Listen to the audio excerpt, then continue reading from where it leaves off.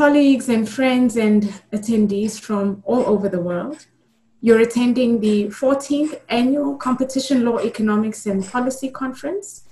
The conference will run over 2 days, and we have a program of great speakers lined up for you.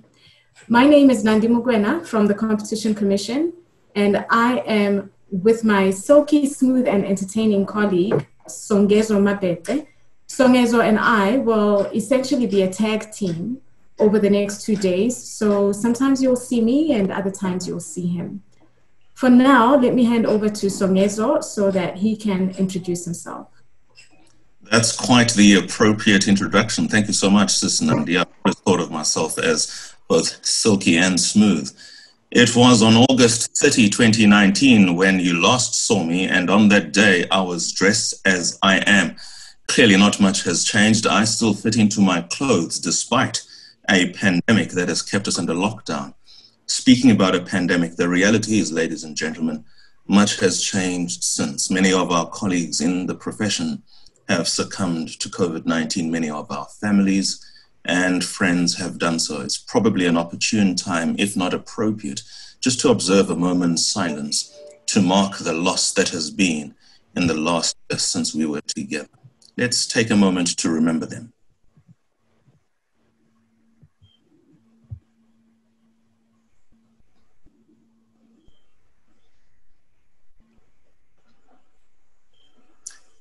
Thank you very much. We do appreciate that. And for the record, this is quite easily the biggest conference ever that the competition authorities in South Africa have organized. It spans 7 continents because right now we have people in North and South America, Europe, Asia, Australasia, and of course, Africa. So we continue setting records despite the limitations that a lockdown does offer.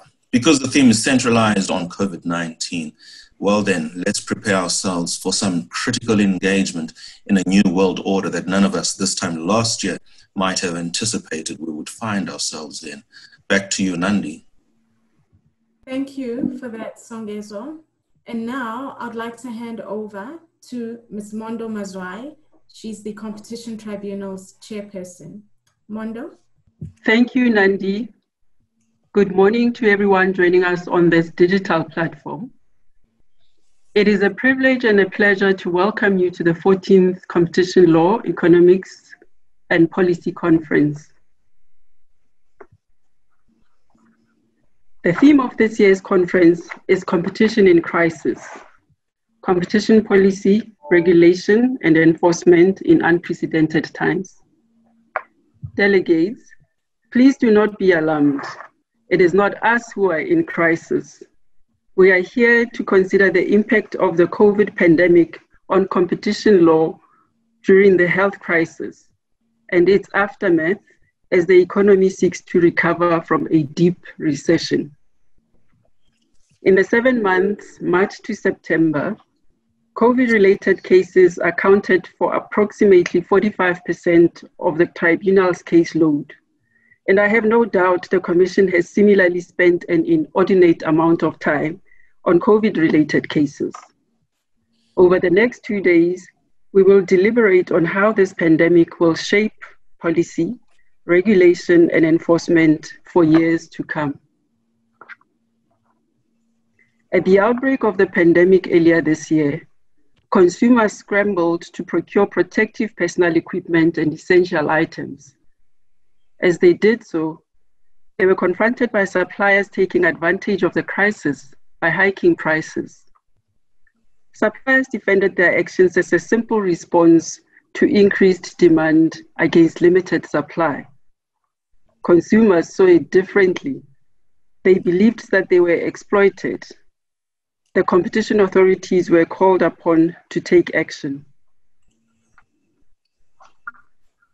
As part of its broader plan to combat the pandemic, government gazetted special COVID-19 excessive pricing regulations to curb excessive pricing of items deemed essential in the fight against the pandemic. The Commission prosecuted 2 excessive pricing cases before us. The prima facie case against Babelegi and Dis-Chem was clear. The 2 suppliers had hiked the price of face masks in March by 987% and 261% respectively. The cases were successfully prosecuted under the recent 2019 amendments, and they were both appealed, with Dis-Chem subsequently withdrawing its appeal. These cases are the subject of plenary session 1.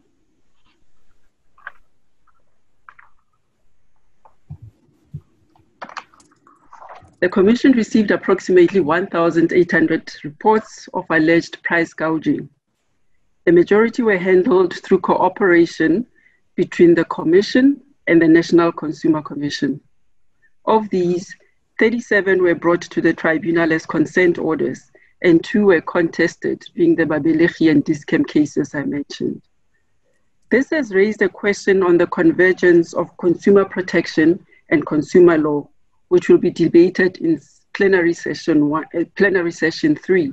The COVID-19 pandemic had overwhelmed national healthcare systems in European countries within a matter of weeks.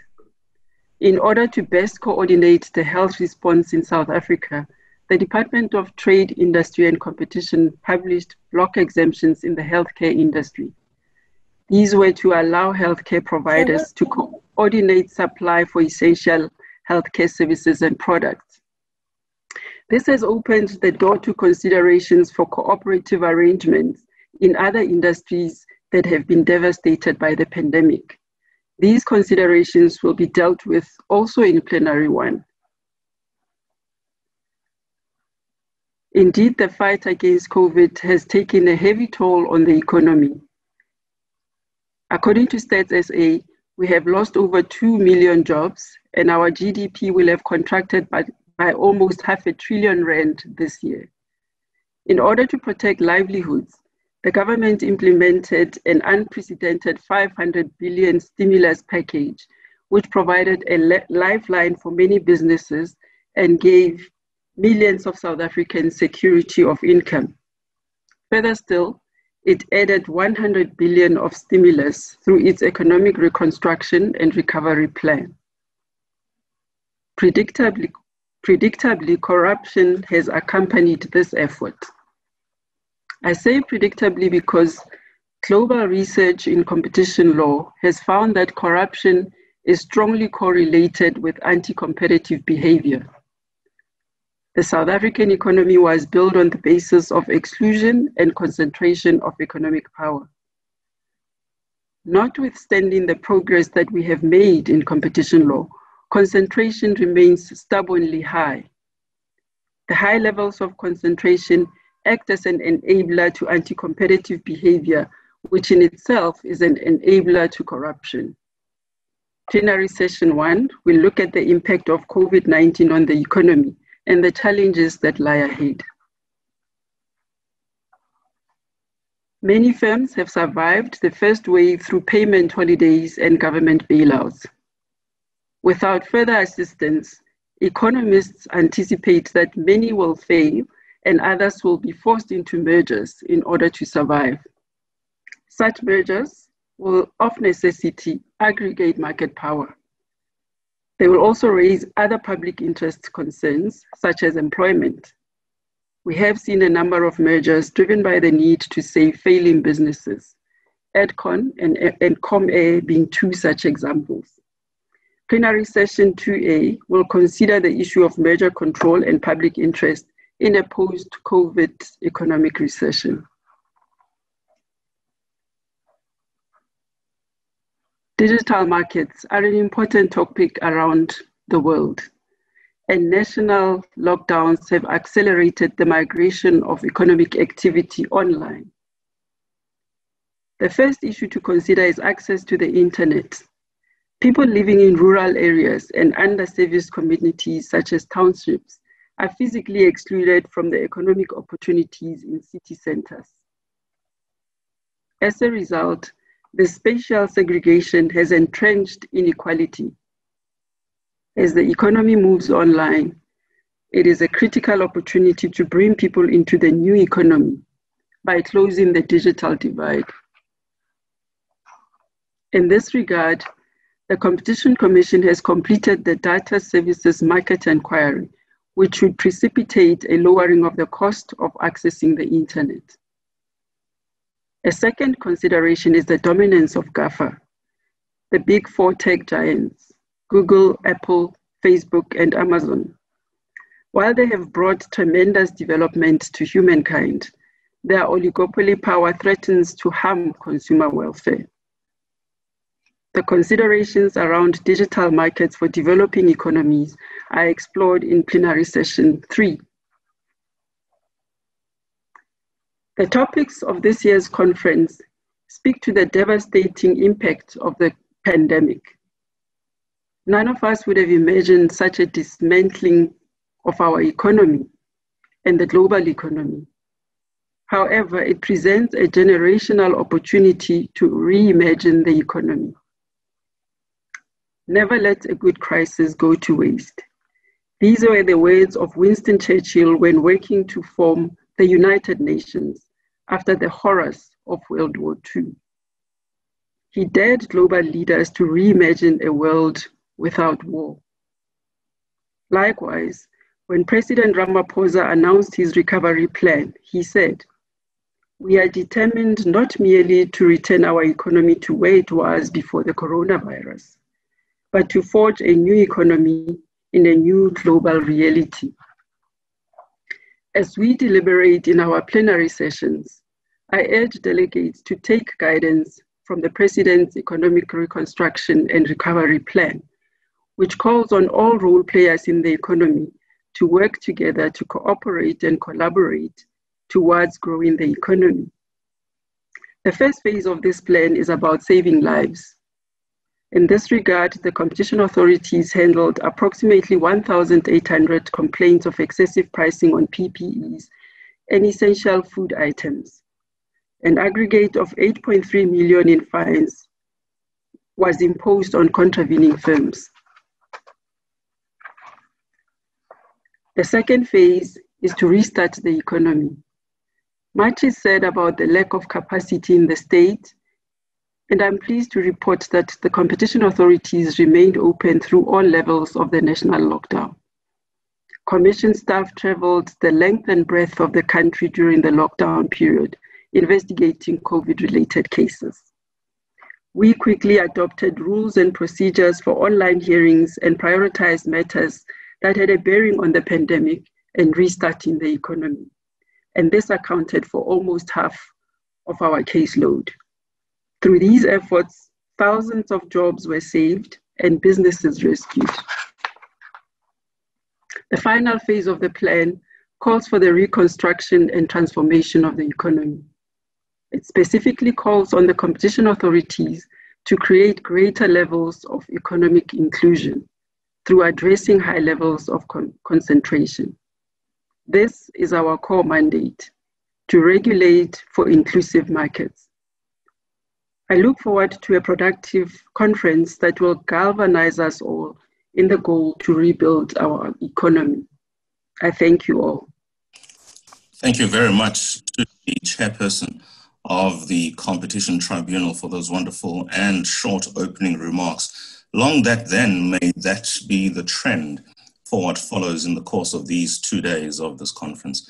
With the opening done, here is something which somewhat may be a dour moment for many of us who have had the opportunity to present cases before the Competition Appeal Court. A farewell to then Judge President Dennis Davies, a conversation with him and the Commissioner of the Competition Commission, and I invite the Commissioner as well as the Judge to unmute themselves and to make their video facilities available. A couple of housekeeping calls, of course. You would note that we didn't tell you where the toilets are. Please be very sure that the toilets are on my left, your right, and please try and be very discreet as you do it. We don't want to see you. Talking about getting up, make sure we don't see what you are not wearing at the bottom, because I know a lot of people tend to be dressed up at the top and somewhat very casual at the bottom. Please be very aware of your settings in that regard. There were a couple of disturbances in the speech of the chairperson of the tribunal. Let's hope that is just the one and only blooper for the following 2 days. Mr. Commissioner, Judge President, the platform is indeed yours. Thank you very much, Songezo and Nandi. I wish to extend my greetings to the chair of the tribunal and thank her for the wonderful opening, of course, as well as the judge president of the Competition Appeal Court, and everybody who is joining us at this, the first virtual annual conference of the competition authorities of South Africa. How we are going to do this, this was really a last minute thought. Nobody really expected that Judge Dennis Davis will ever leave the competition authorities. So I think that it came as a real shock to realize that he's leaving in literally about a month's time, and we scrambled to think about what exactly are we going to do. So last minute, we asked him if he could do some reflections of his tenure, which is essentially the entire tenure of the entire existence of the Competition Appeal Court. So I'm going to just give a few remarks, and then Dennis will do his reflection. I do, Dennis, want to also indicate that we were expecting the minister to be here. He did call to say that they have a cabinet commitment. In fact, he's meeting with the French Minister of Trade at exactly this time. He would have really loved to be here to also say a word or two during this occasion. Let me now just, and I think most here would have worked with Dennis. It's really difficult to talk about Dennis, and you will see as I go along a few points I've noted why it is so difficult, because we're talking about a person who has been there virtually throughout the critical stages of the formulation of competition policy in South Africa and much more. He was there during the struggle for an end to apartheid and its socio-economic consequences. He features prominently in the early discussion about the constitutional architect of our socio-economic rights. He was there in conceptualizing the Competition Act. The prominent competition scholar and a great friend to Dennis, Eleanor, once explained to me why he liked the competition authorities leadership of the time, the leadership of Dennis at the Competition Appeal Court, the leadership of Dave Lewis at the Competition Tribunal, and of course Norman. And she remarked that what she really liked the most, besides their formidable intellectual capacity and engagement in this field, was really that they were there during the struggle against apartheid. And this, I suppose, puts them in a very unique position, a vantage point through which they would look at competition policy. They would see it as just another site of struggle to give a voice to the marginalized, as well as advance the empowerment of these marginalized groups. Dennis, of course, was there, and his hands are dirty interpreting and implementing the competition statute that he was very much a part of conceptualizing. He was there when we defended the normative framework of our system amidst an avalanche of global criticism. I myself have had to rely on him a lot when we had debates about the necessity or otherwise of public interest, where you could see that we were really becoming at some stage isolated and viewed as maverick. And I must say that in every session where Dennis took up this topic against formidable adversaries, I always felt that we were ably defended, and in fact, many would come afterwards wanting to see how their own systems could be improved by taking into account the context of their own development. So overall, without a doubt, we were a clear winner in these debates, in these debates about the normative frameworks of competition law. Dennis was there not only in interpreting this law, but also in reflecting critically on what is it that we had achieved.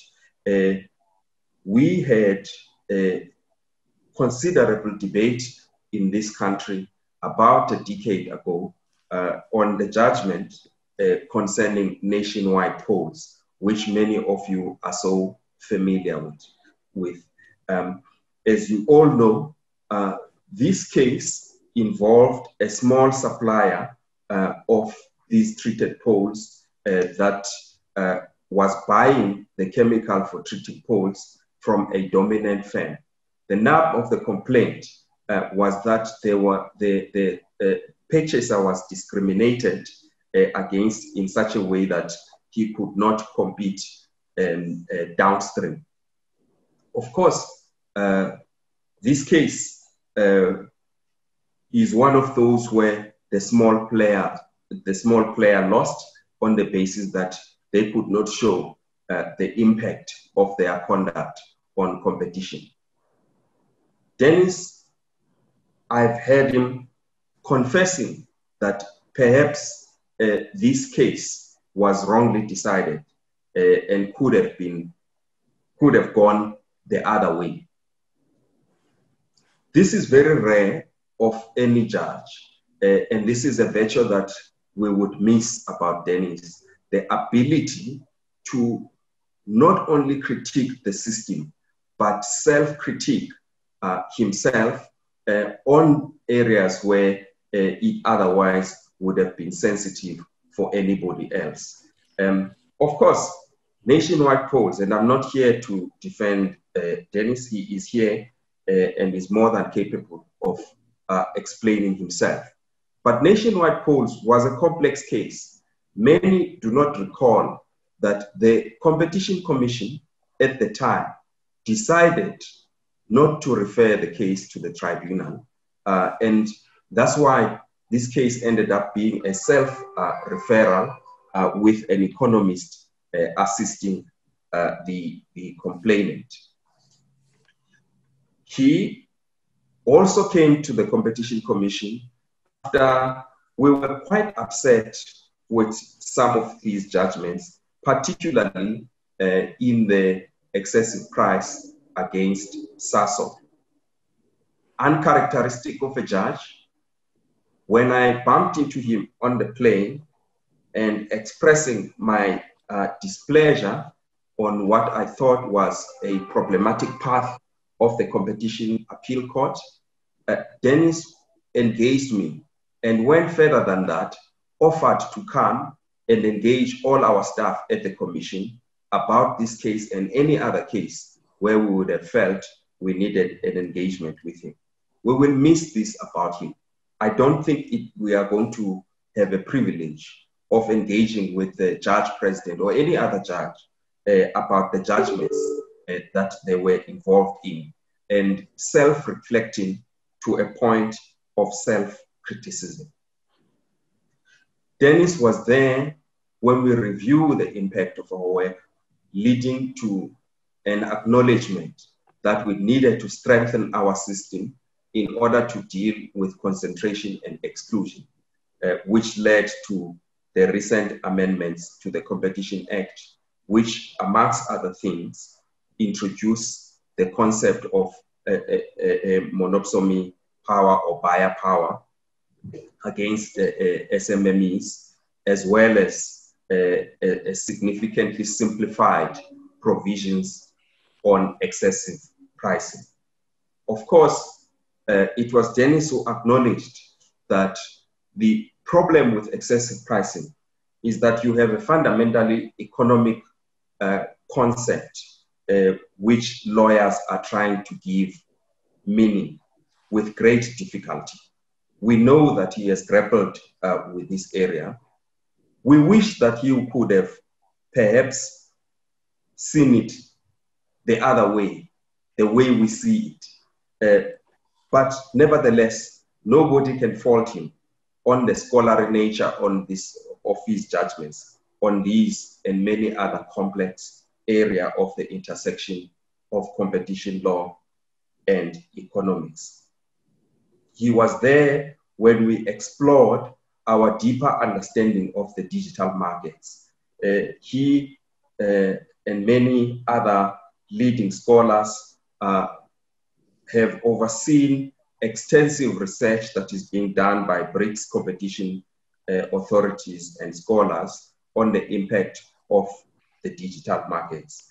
And I hope that he will be able to continue with this work beyond his term at the Competition Appeal Court. He was there in researching and teaching competition law, and I also hope that he will do more of this, because with his wisdom, I think that we should really appeal to him to nurture the next generation of practitioners. I also do wish to acknowledge the wonderful work Dennis has done in developing a formidable bench of competition judges, competition law judges at the Competition Appeal Court. Recently, I've had the pleasure of writing some reflections on Eleanor Fox's legacy. And one of the things we did was to discuss with people who have worked closely with Eleanor over the years. And I was quite fascinated by the extent to which Dennis was able to rely on not just Eleanor, but many other leading scholars to teach judges. And it's really a difficult thing to say this, that judges can be taught, but to teach judges competition law and economics. As a result of this, I think that our Competition Appeal Court stands up there probably amongst the best in the developing world, and something which is a rare feat. So, ladies and gentlemen, we don't have time for me to reflect on the individual judgments, on specific judgments of Dennis. Of course, Dennis, should say that I'm quite happy, and I was very happy with the hearing on the banking. I was happy with the judgment. I was even more happy with the hearing, because the hearing of that case, with a room of a room filled with lawyers, I think about 20 representing banks, dealt with the complex legal questions, jurisdiction questions that were that were the subject of that hearing. But most importantly for me was how the bench that day confronted one of the passions of Dennis, which is the transformation of the legal profession and briefing patterns. The court uncharacteristically commented on the representation of all the parties before it.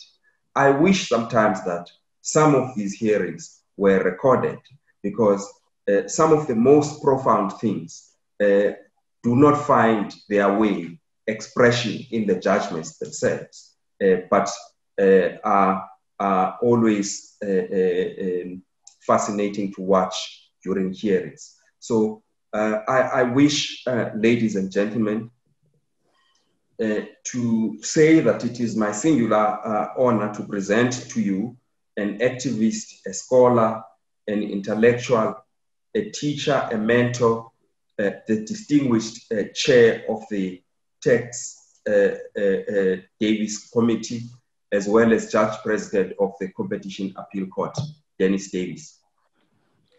Thank you very much, Timmy. Let me thank you and James Hodge for asking me to do this. I didn't realize, because I've only got a couple of months to go, you're right, the stuff to finish off, that I'd get quite as emotional about having to leave after all this time. But I have been, as you say, here a very long time. And I wonder whether you just allow me, before I actually do reflect, to thank people, which I might not have the opportunity of doing again. So the Competition Appeal Court has been held together, frankly, by three people over my term. Tebogo Maputle, who has almost throughout, save for time when Lerato Matwang was my registrar and was equally wonderful. They have been absolutely wonderful, as is Simbigile, Musheshwe. All three of them, I owe an incredible debt of gratitude for being so incredibly diligent in putting up with my inefficiencies and allowing, and particularly Tebogo, who's been there for so long, to have run the court with a calmness and an efficiency which is quite incredible. I also want to thank you, Tembi. I have worked with a number of commissioners over the time since we started, but I have to say that you have graced the commission with a great deal of enthusiasm and dignity and industry, which is really wonderful. I've had the privilege of working with a number of people. As I said, James Hodge, who's now the chief economist, and it's a wonderful thing to see somebody who had come from private practice to be dedicated sufficiently to the cause of competition law and enforcement to have come and offered his very extensive skills to the Commission. And equally to Simon Roberts, who preceded him. You know, it's all very well that from time to time we're critical of the testimony and the expert advice that economists give one way or the other to the appeal court. It's the nature of the game, but that doesn't mean that one doesn't have a very abiding respect, affection, and admiration for the work that is done. And in the case of James and Simon, that is certainly true. And speaking of admiration and reflection of the extraordinary contributions made, I have to say that I have been really privileged as the Competition Appeal Court Judge President to work with three extraordinary people at the Competition Tribunal. There are many of them, but I do want, if I may, to single out the chairs. David Lewis, who I know got very cross with me on numerous occasions when we overturned the tribunal's decisions, but no one, certainly not me, was not deeply in admiration for the construction of judgments that David did, for his extraordinary insight and ability, creativity, and leadership of the tribunal in its early stages. South Africa was truly lucky to have someone of that caliber, and I know he hasn't been well recently, and I hope he's really on the mend, because he does such wonderful work now in other areas, including Corruption Watch. To Norman Manoyam, similarly, the tribunal couldn't have asked for a calmer, more steady hand to take over from David and continue the good work that was done. I know Norman is now acting as a judge, and they're lucky to have him there.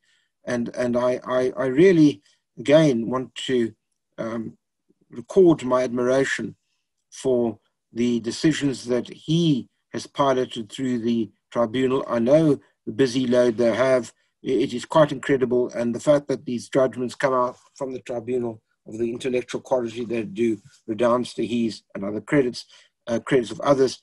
And again, the same applies to Mondo Mazwai, who's now taken over, and who, as we see as cases come up to us, has maintained the same careful and rigorous standards as her predecessors, and I have no doubt is going to lead the tribunal with great distinction.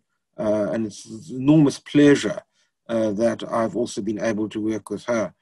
I should also record, of course, there are many, but Yasmin Karim, who's been there for so long, Yasmin, who too has been a real pillar of strength, and I wanted to record my appreciation to her.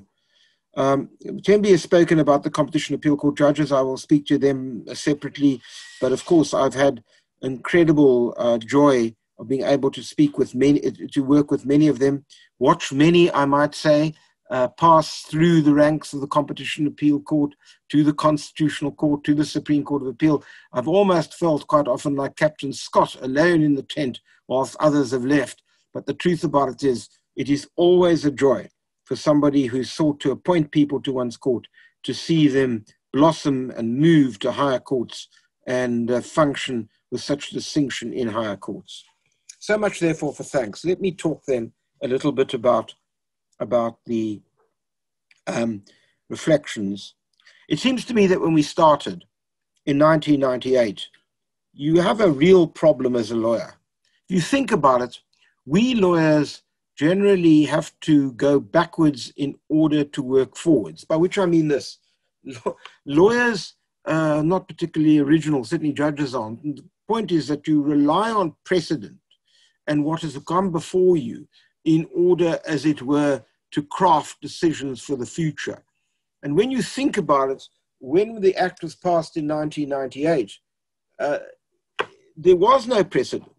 Yes, it is true that we had precedent from other countries, but how then to incorporate that precedent into South African jurisprudence, which clearly, luminously, and eloquently reflected the indigenous conditions of South Africa in the preamble to the Act and Section 2 thereof, the Objects Clause. Both of these were very, very specific to South Africa, and consistently over time, one found oneself having to remind counsel that automatic, as it were, almost Pavlov-type borrowings from antitrust cases in the United States of America, abstracted from the South African conditions and objects of the Act, were not necessarily appropriate. And certainly the tribunal, as I've indicated, I think early on, did a magnificent job in this regard. And when I think about it now, you know, we were lucky because David, Norman, and I all were holed up. I so remember in the that wonderfully salubrious place called the King's Cross Holiday Inn Hotel, which is where I first met Eleanor Fox, who did such towering advice work for us and shepherded us under the broad leadership of Alistair Reiters, the very fine Director General of Trade and Industry at the time, to get us an Act. And those sessions in which certainly I made a very small contribution, but I learned so much from Eleanor, who has continued, as it were, to assist us, as have others, and I'll come back to them in a moment. But how to craft a jurisprudence for a South African Competition Act was, I think, the great challenge at the time. And I think when I look back at that first period, there were missed opportunities. And there was certainly a missed opportunity to develop the kind of coherent normative framework to which Tembe has made reference and which would ultimately have guided both the tribunal and the court in its further deliberations. And so, yes, it is true. I do look back at the nationwide pearls case, where Mr. Foote, a small producer of creosote for pearls, which were required for agriculture and other fences, took on the might of Sasol and a massive team led by David Unterholter SC, now Mr. Justice Unterholter, won before the tribunal, but failed at the hurdle of the Competition Appeal Court. And it's a judgment which I've taught many times in many of my teachings at various parts of the world, LLM and LLB and other courses. And it's a judgment that has troubled me greatly, because it does seem to me that here was an opportunity, particularly with a small producer, to firm, to craft something more substantive with regard to a normative framework, one which would have embraced the ambitions encapsulated in the preamble and section 2 of the Act. The defense, of course, is that it's very difficult often for judges to do that when they don't get the level of assistance from counsel. And of course, Mr. Foote was acting for himself. And you may remember that the Competition Commission was not in that case. It's got nothing to do with you, Tembe, but it was, because it was long before your time. But it does seem to me to have been a moment of regret that they were not there, for I felt sure that if they were, we may well have come to a different decision. And I do think, therefore, that, and I want to come back to this, that we only partially got to the embrace of something beyond the standard consumer welfare standard, which itself is problematic. The other case which comes to mind in this regard is Mittal. Now, with the Mittal case, which, of course, if you may remember, was to deal with excessive pricing, there again the Commission was absent, and the case had been brought by Harmony. And effectively, what we had done was to create a reverse onus, which would have certainly an evidential onus, which would have meant that Mittal would have had to go back, because we wanted it sent back to the tribunal for further determination, in that we didn't think that David Lewis's idea of super dominant firm itself, and therefore no cognizable competition explanation for the prices, were on its own sufficient to sustain that which the text had indicated. More about that in a second. But it did mean that we had sent it back to the tribunal on the basis that Mittal was going to, at least on the evidence, have to show how it was that their price was reasonable. It's exactly that particular dictum which now finds its way into the amended Section 8, and rightly so. And so the problem of that case was that had I known that Harmony were going to, as it were, pull out, and it's true that David Unterholter SC warned us about this at the time, saying that his client didn't have endless pockets, but be that as it may, the problem of that case was I think it would have given us a better opportunity to do something which I also regret upon reflection, which is the integration of the analysis to firms which had previously benefited from massive state largesse, as in case of Mittal. It is true that that was also the case in Sasol, but as I explained at the time to the Commission, and I was very happy to do so at the time, to explain that I thought it was the evidential problem there, that had there been an adequate analysis of the return on capital that Sasol had extracted, the result would perhaps have been very different. And there I think it was an evidential question. It may be argued that in that particular case, again, we lost the opportunity of interrogating the largesse of the large state-owned enterprises that now have been privatized. But the opportunity really was in Mittal. And had I known that the case would never go back to the tribunal, I might well have decided differently, which is why when it came to Walmart, we were not going to take a chance and send it back to the tribunal to interrogate questions of the fund, which we ordered as part of the conditions for the merger, but did it ourselves, precisely because I didn't want that opportunity to go begging at that time. But these are cases, upon reflection, and it does seem to me totally appropriate for judges to actually reflect on where they might have gone wrong. We are not infallible, even if some of us think we are, and we need to reflect on mistakes so that we don't perpetuate them as we go forward. So it does seem to me, therefore, that we have to, having got through that first phase, we have to at least have the following reflection. How far have we shown fidelity to the objectives of the Competition Act? How far have we extended the jurisprudence to develop a normative framework which is different to that of other countries which don't have the textual supports for the normative framework that we have? And I do think that we have not succeeded to the extent that we should.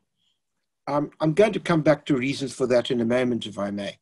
But let me say this immediately, that a failure to democratize the economy, a failure in a sense to ensure that the blockages to allow for a competitive process to benefit 60 million South Africans and not just a few, is certainly something one has to take very seriously. And I have little doubt that that was part of the object of the 2019 amendments. And I find it regrettable for myself that other than now sitting on writing the judgment in the Babalegi excessive pricing case, which obviously I'm not able to talk about at this point because we haven't delivered judgment, I'm not going to be able to participate in some of the further extensions.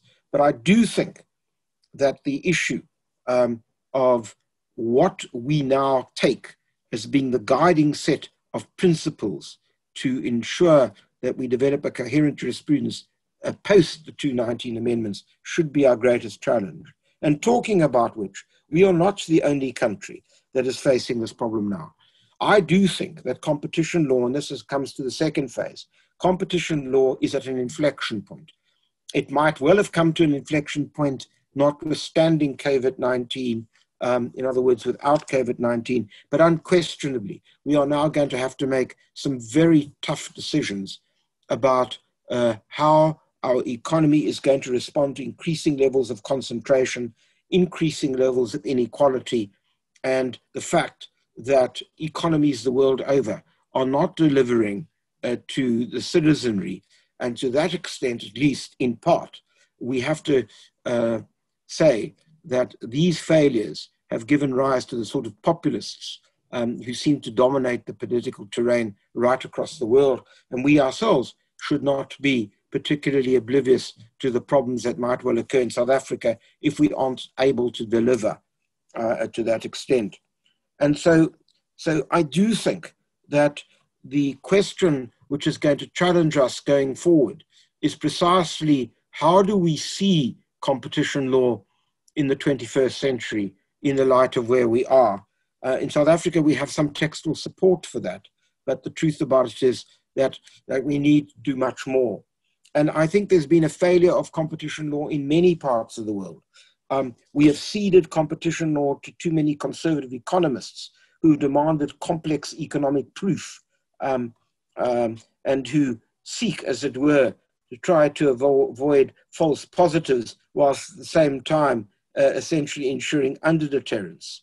And so we've also, it seems to me, competition law around the world has ignored the adverse political consequences of the return to a kind of conservative set of economic principles which came in with the Chicago School and which have not left us. And that is true the world over. And let me come back to the challenges of South Africa in a moment. But I do think all of that is particularly important. And that does mean that we are going to require the assistance of both economists and competition lawyers to look to what it is that animates competition law going forward. It seems to me there was never a rigid consumer welfare standard in South Africa, but the new act now does require considerable new thinking. and we shouldn't be nibbling at the edges. We should be grappling with that in a broader sense. In other words, how can competition law contribute to deal with the problem of those disadvantaged by inadequate competition outcomes?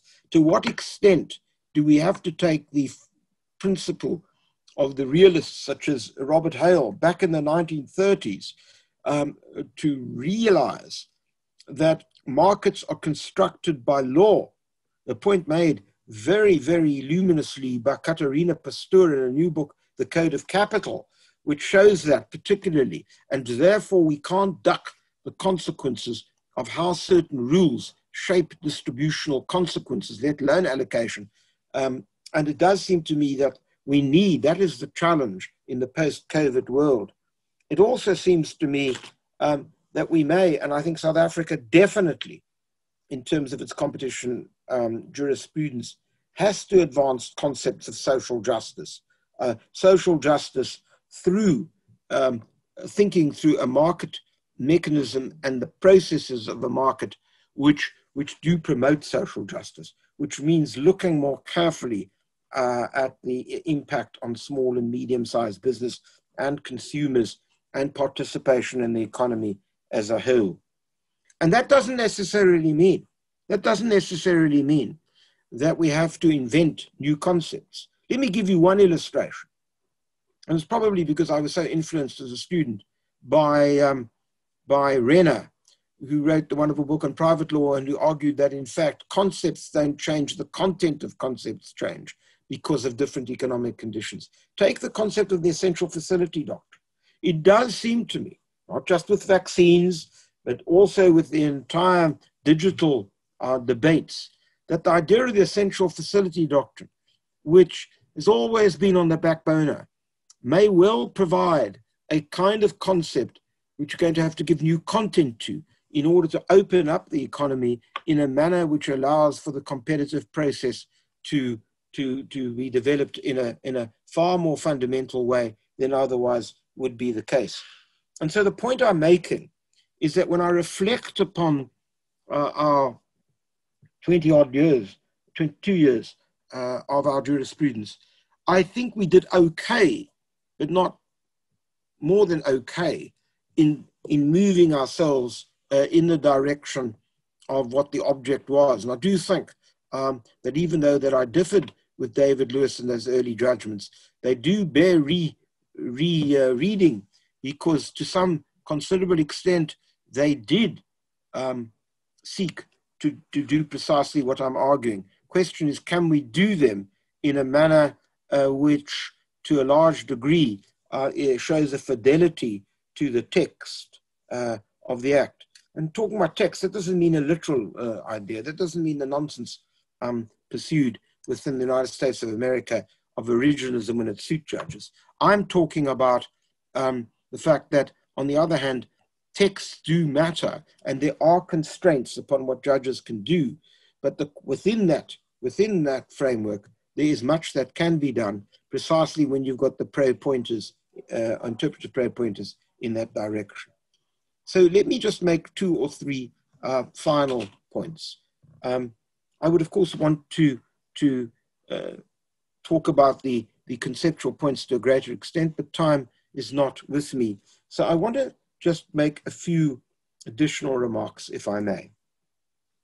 It seems to me, when I look back on the period in which I have presided over the court, that you can blame judges and the tribunal when you don't like a decision.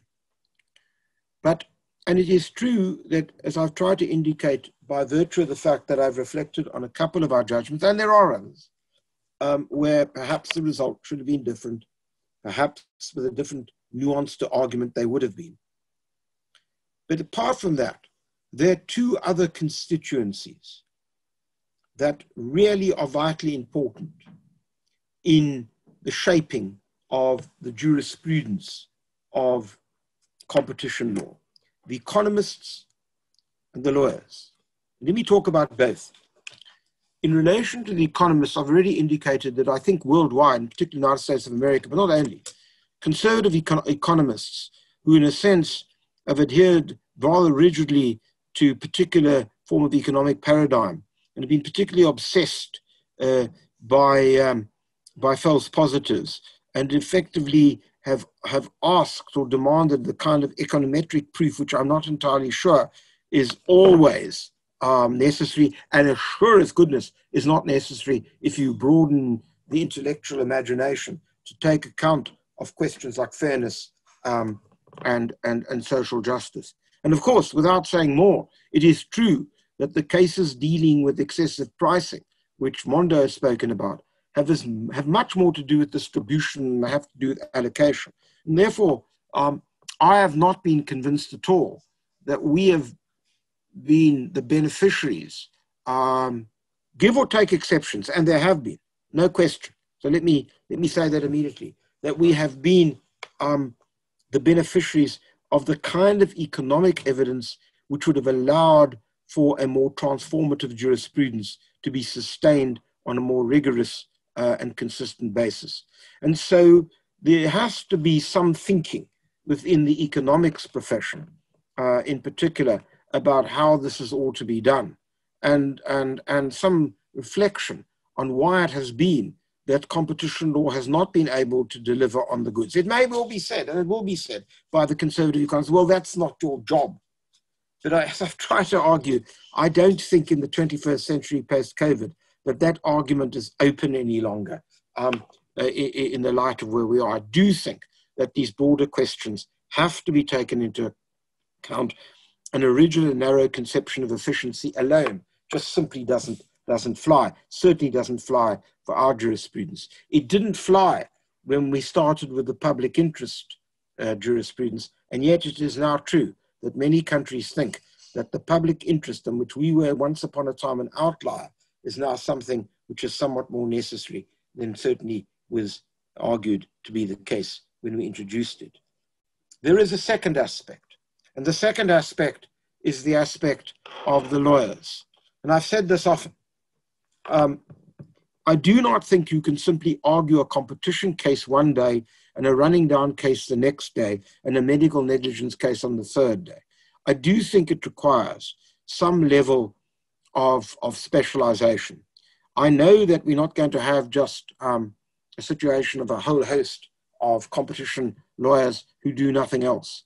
But Thembi, for example, mentioned the banking case. And it was really distressing for me to hear many senior counsel who are distinguished in various fields get up and argue in circumstances whereby I really would want to say, with no disrespect, that my students in competition law would have known that there was a jurisprudence that they had to address, which they hadn't.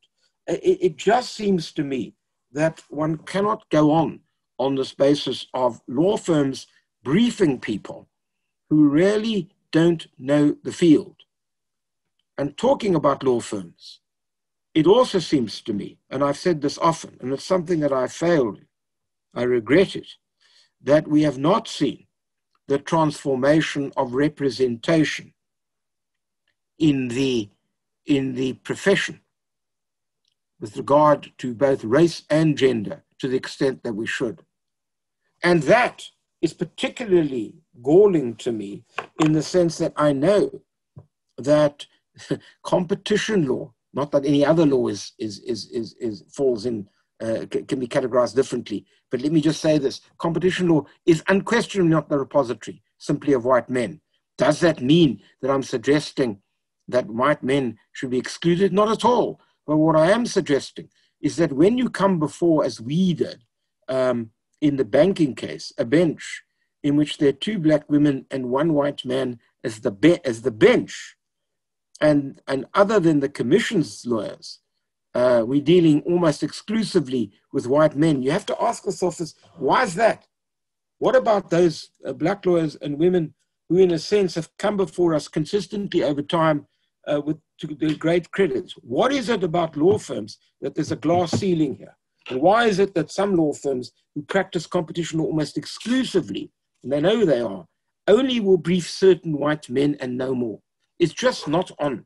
And it seems to me that that creates broader problems for those of us who want to ensure a seamless movement from the profession to the bench, in which a transformative bench, in a sense, is powered through lawyers who've been given the opportunity to practice in this area. And so I do think I failed on this. I know Tim Beckett and Gotoibi said this last year at the conference that my experiment has failed, and I acknowledge that. But that doesn't mean we shouldn't continue to try. I also think, to a large extent, that when matters do essentially move out of the specific field, specialist field, from the competition tribunal, competition appeal court, to the constitutional court, it does worry me that a constitutional court that gets the occasional case, particularly when they're complex cases like predatory pricing, deal with these, quite honestly. I'm perfectly happy that if they deal with them on the basis that there are constitutional problems or similar problems, that is indeed where they have real expertise. But I think consideration is going to have to be given to having some people, at least on the constitutional court, who can deal with these matters with a level of kind of expertise that is required. Otherwise, there's really very little point in having specialist jurisprudence in the first place. And maybe that means that the constitutional court will have to do what we do, which is to actually have specified sessions. Tembi has made mention of this. You know, over time, we've had Eleanor Fox, Stephen Salop, Harry First, and others who've come along and given us bespoke, Richard Wish as a further in the early days of our jurisprudence, where they've come along and they've actually been incredibly helpful in being able to educate many of the judges who've not had the benefit of much competition experience. And I do think that's important because we want to develop a coherent and plausible jurisprudence going forward. So in conclusion, let me say that I'm delighted to see the program for this particular conference seeks to deal with some of these questions. I hope they're embraced. I hope that they percolate through the portals of both the legal and the accountancy, and economics professions. I'd also want to say this: competition law is really important.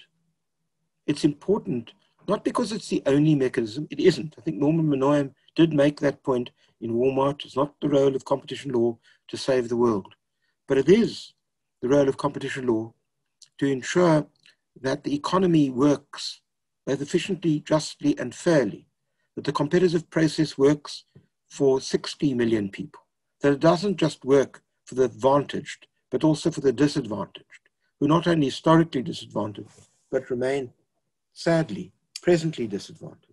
It does seem to me that that is the task going forward. It seems that if South Africa is to move out of the really difficult circumstances that it finds itself in, as do other countries as a result of COVID-19, that we're going to have to rethink so much about what the narrative of our economy looks like, to borrow from Robert Schiller's most excellent book in that regard, Narrative Economics. But what we're also going to have to do is to have the commitment to ensuring that it is an economy that works for all in this country and does so in a way where blockages, which are basically inherited from our apartheid past and from the privileges given to few as a result of that past, are in fact finally and inexorably removed. And that is the challenge. And when I look at people in the Competition Commission and the Competition Tribunal and those of my colleagues in the Competition Appeal Court, I feel confident that that will happen. And I wish you well. And because your work is going to a large degree, ensure the future of the economy in South Africa. It was Roosevelt who said, the only thing we have to fear is fear itself. And it seems to me in the rather difficult circumstances that we find ourselves, we need to realize that, to lift our gaze, to embrace the objectives of the Act fulsomely, to ensure that we do not just perpetuate the economic and legal shibboleths of the past and move forward in a manner in which this act actually does work to ensure that the markets work for everybody. Thank you very much. Thank you very much indeed, the outgoing Judge President of the Competition Appeals Court. Just out of interest's sake, I don't know what it is that is your plan for 2021, but I'm sure you will get communication either from Mr. Tembingosi Bonagele or the Director of the Competition and Regulation Project from the University of Fort Hare. In 2021, they're starting an LLM program on competition law, so that's certainly something for you to do. But more to the point, in tackling questions on transformation, I do pity the fact that we only have 194 participants, because so poignant to some of the issues that you have raised on transformation and the supposed ceilings that exists within the profession. I see a couple of my ex-employers. I'm glad they had an opportunity to hear that. It is a pity your words have not resonated to a wider audience, where especially it is desirable that your thoughts be heard. Judge Davies, thank you then so much for your years of service and contribution to the making of the South Africa that for the most part we can be proud of. That's not at all to suggest that there isn't work to be done, and you've elucidated pretty well where exactly some of those interventions are necessary in the course of the next 2 decades of competition law and policy regulation. Can I just abuse my last minute by saying I forgot to say that, Sangeze, and I am more than happy to speak to the Competition Commission, anybody else who wishes. I certainly do not intend to shut up. I really do hope that I can continue to assist in any way I can. Not that I would ever succeed in getting you to shut up, but it probably was never going to. Thank you very much. Thank you so much for confirming that. Well, we will use you accordingly. Colleagues, all 192 of you plus me, 193, thank you so much for joining in what has been quite a special first segment, changing of the guard in the true sense taking place. We look forward to the judgments that will come through from your desk, JP. It is now time for tea. It's time for us to all refresh. We will be back, please, because we are on time. And thank you so much for the indulgence you gave us there, Ms. Mazwai, because that 10 minutes you did not take has allowed, well, at the back end of this particular segment, a critical 10 minutes, and it's quite difficult now that we have what we have to stray from it. 11:30, we do come back with the parallel academic session 1. 11:30 until 12:30, my colleague, Ms. Nandimugwena, will be leading you in that because I have to participate in some of these sessions. So colleagues, it's 10:47 now. We have just under 45 minutes to take a tea break. And as soon as we are ready, at 11:30 strictly, because everything is ready now, we will get on with the balance of day 1, Tuesday, 3 November. It is the competition in a crisis, competition policy, regulation and enforcement in unprecedented times.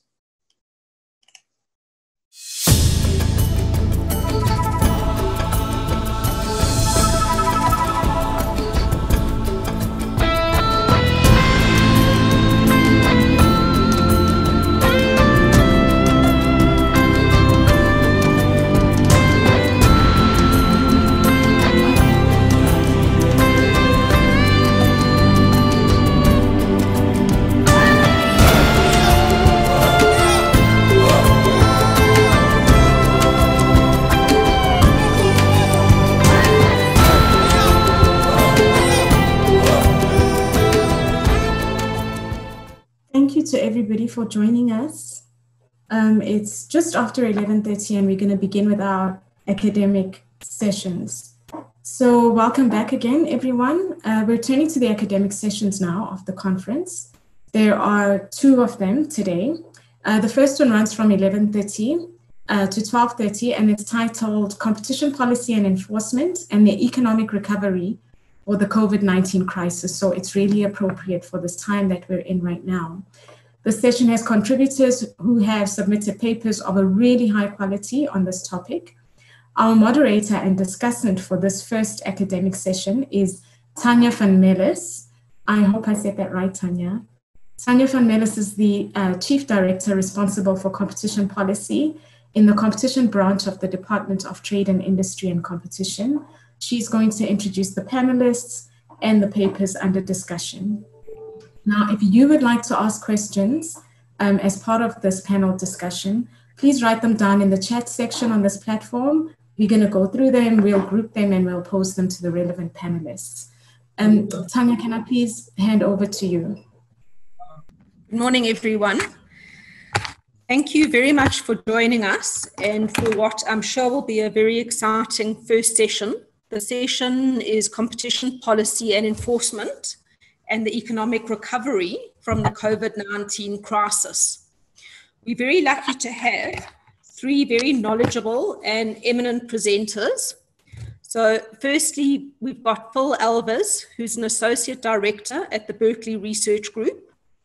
Then we're going to have Sumaya Goga, who's a Senior Researcher at the Center for Competition, Regulation and Economic Development.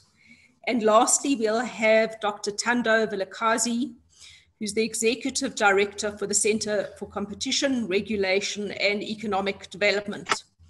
If you want to see any of their bios will be pasted in the chat area.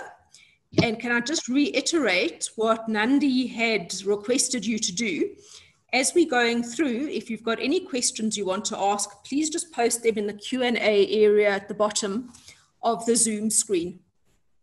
So without further ado, I'm going to hand over to Phil. Phil, you've got 10 minutes to present. Very happy to be here. Thank you very much for those kind words, Tanya.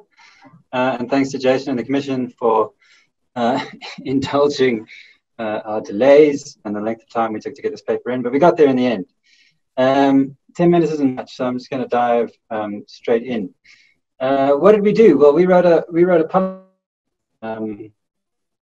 on policy in a long time, but it was a great exercise for me. I learned a lot. I'm looking forward to this this discussion on this panel as well, where I should learn a lot more. What did we try and do? Well, we tried to answer the question, what role should competition law and policy, as two distinct things, in my mind anyway, be trying to play in South Africa's recovery from the economic impacts of COVID-19. To do that, we first looked at what were the sort of big pressing debates in the world of competition policy and antitrust in the West before COVID-19 hit, because that's the right context. Then we looked at how the impacts of COVID-19 and sort of suggested, or discussions around suggested or optimal responses to it from the competition world.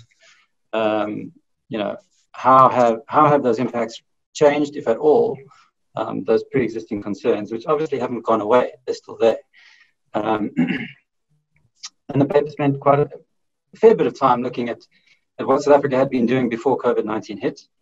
But the sort of meat and potatoes is really about what South Africa has done since COVID-19 hit, again, from the competition policy angle and competition law angle, and what South Africa could be, you know, considering. And there, I think the end of the paper does need some refinement. We basically tried to split it up into sort of short-term options and longer-term options, and we saw short-term options as being almost exclusively in the beyond the law field. So competition policy, what can it do alongside industrial policy? And I think that needs a bit of a refinement. I'll explain what I mean later when we get to that part. So diving straight in, the main concern, I think, as we all know, before COVID-19 hit, I mean, lots of people were writing about it. And it's a concern, I suppose, that I've only read about in the context of Western economies, Europe and North America, but certainly also applied in South Africa and was discussed a great deal in South Africa. What was the concern? Well, rising concentration and the impacts of rising concentration on, you know, competition, but also, you know, the performance of economies, growth, and then, you know, social concerns like inequality, and even, you know, discussions, particularly in the context of digital markets and digital platforms and their regulation, you know, threats to the functioning of democracy.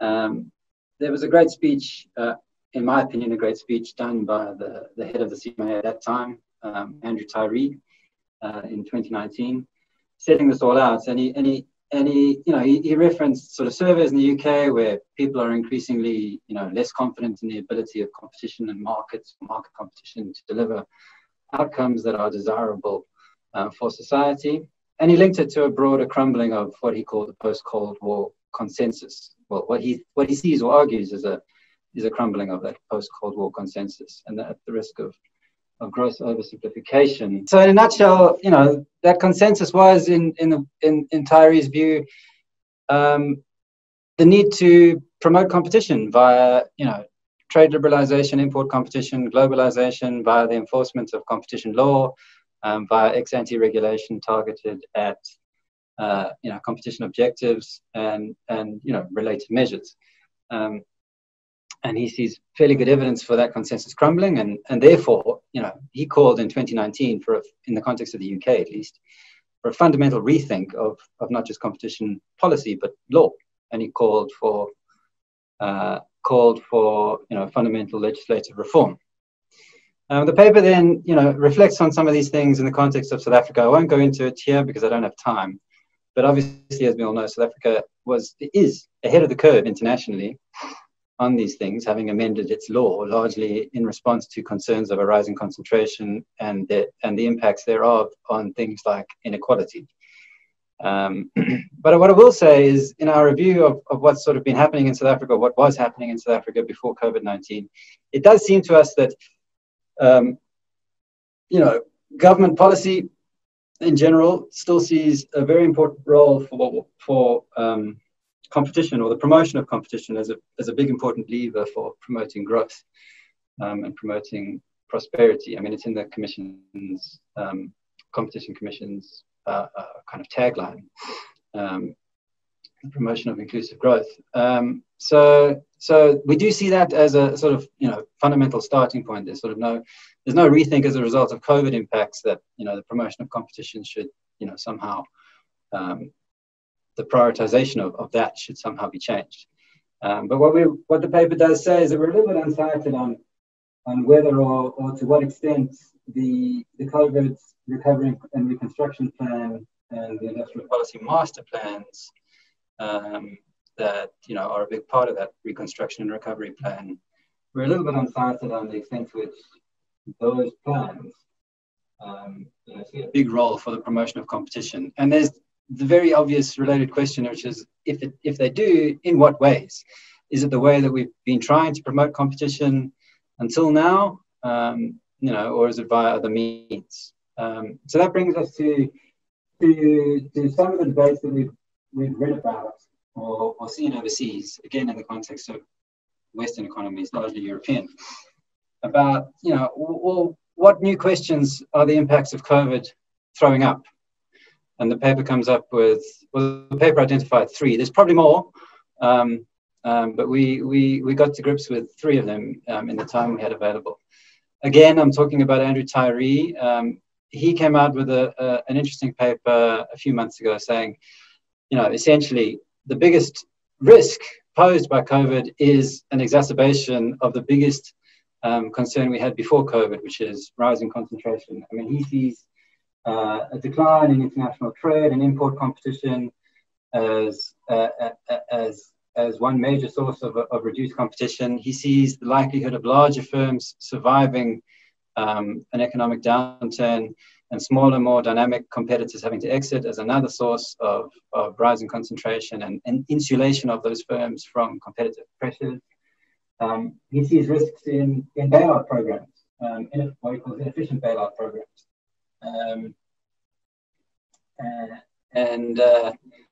And worries that these will essentially keep alive firms that maybe should not be kept alive. And so overall, he's arguing essentially for a doubling down on sort of strict and vigorous competition law enforcement, and also, you know, competition authorities nosing their way in to other parts of government policy or functions, sticking their nose in those functions as the COVID recovery process unfolds. And in particular, he's talking about bailout programs and what the CMA can do there.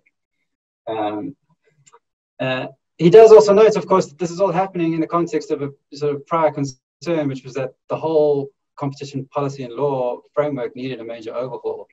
And so he notes that this whole thing is very, very complicated.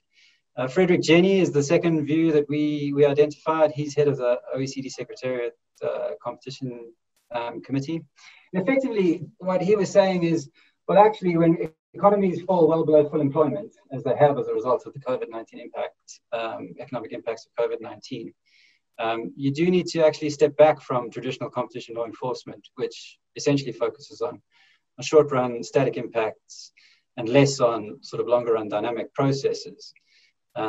He argues that the sort of traditional approach to competition law enforcement and the overall prioritization of the promotion of competition via traditional competition law enforcement may not be that helpful in current circumstances. And that, that was sort of an eye-opener for me, given that South Africa is, almost permanently well below full employment. And then the third view that we identified comes from Jorge Padilla and Nicholas Petit, two leading thinkers in Europe.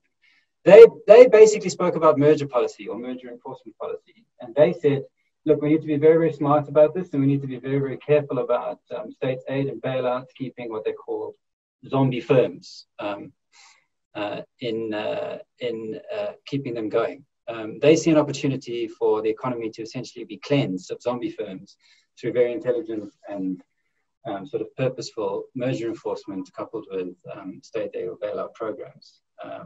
And again, suggesting a change to merger enforcement. So turning to South Africa, because I think I've only got about 2 minutes left.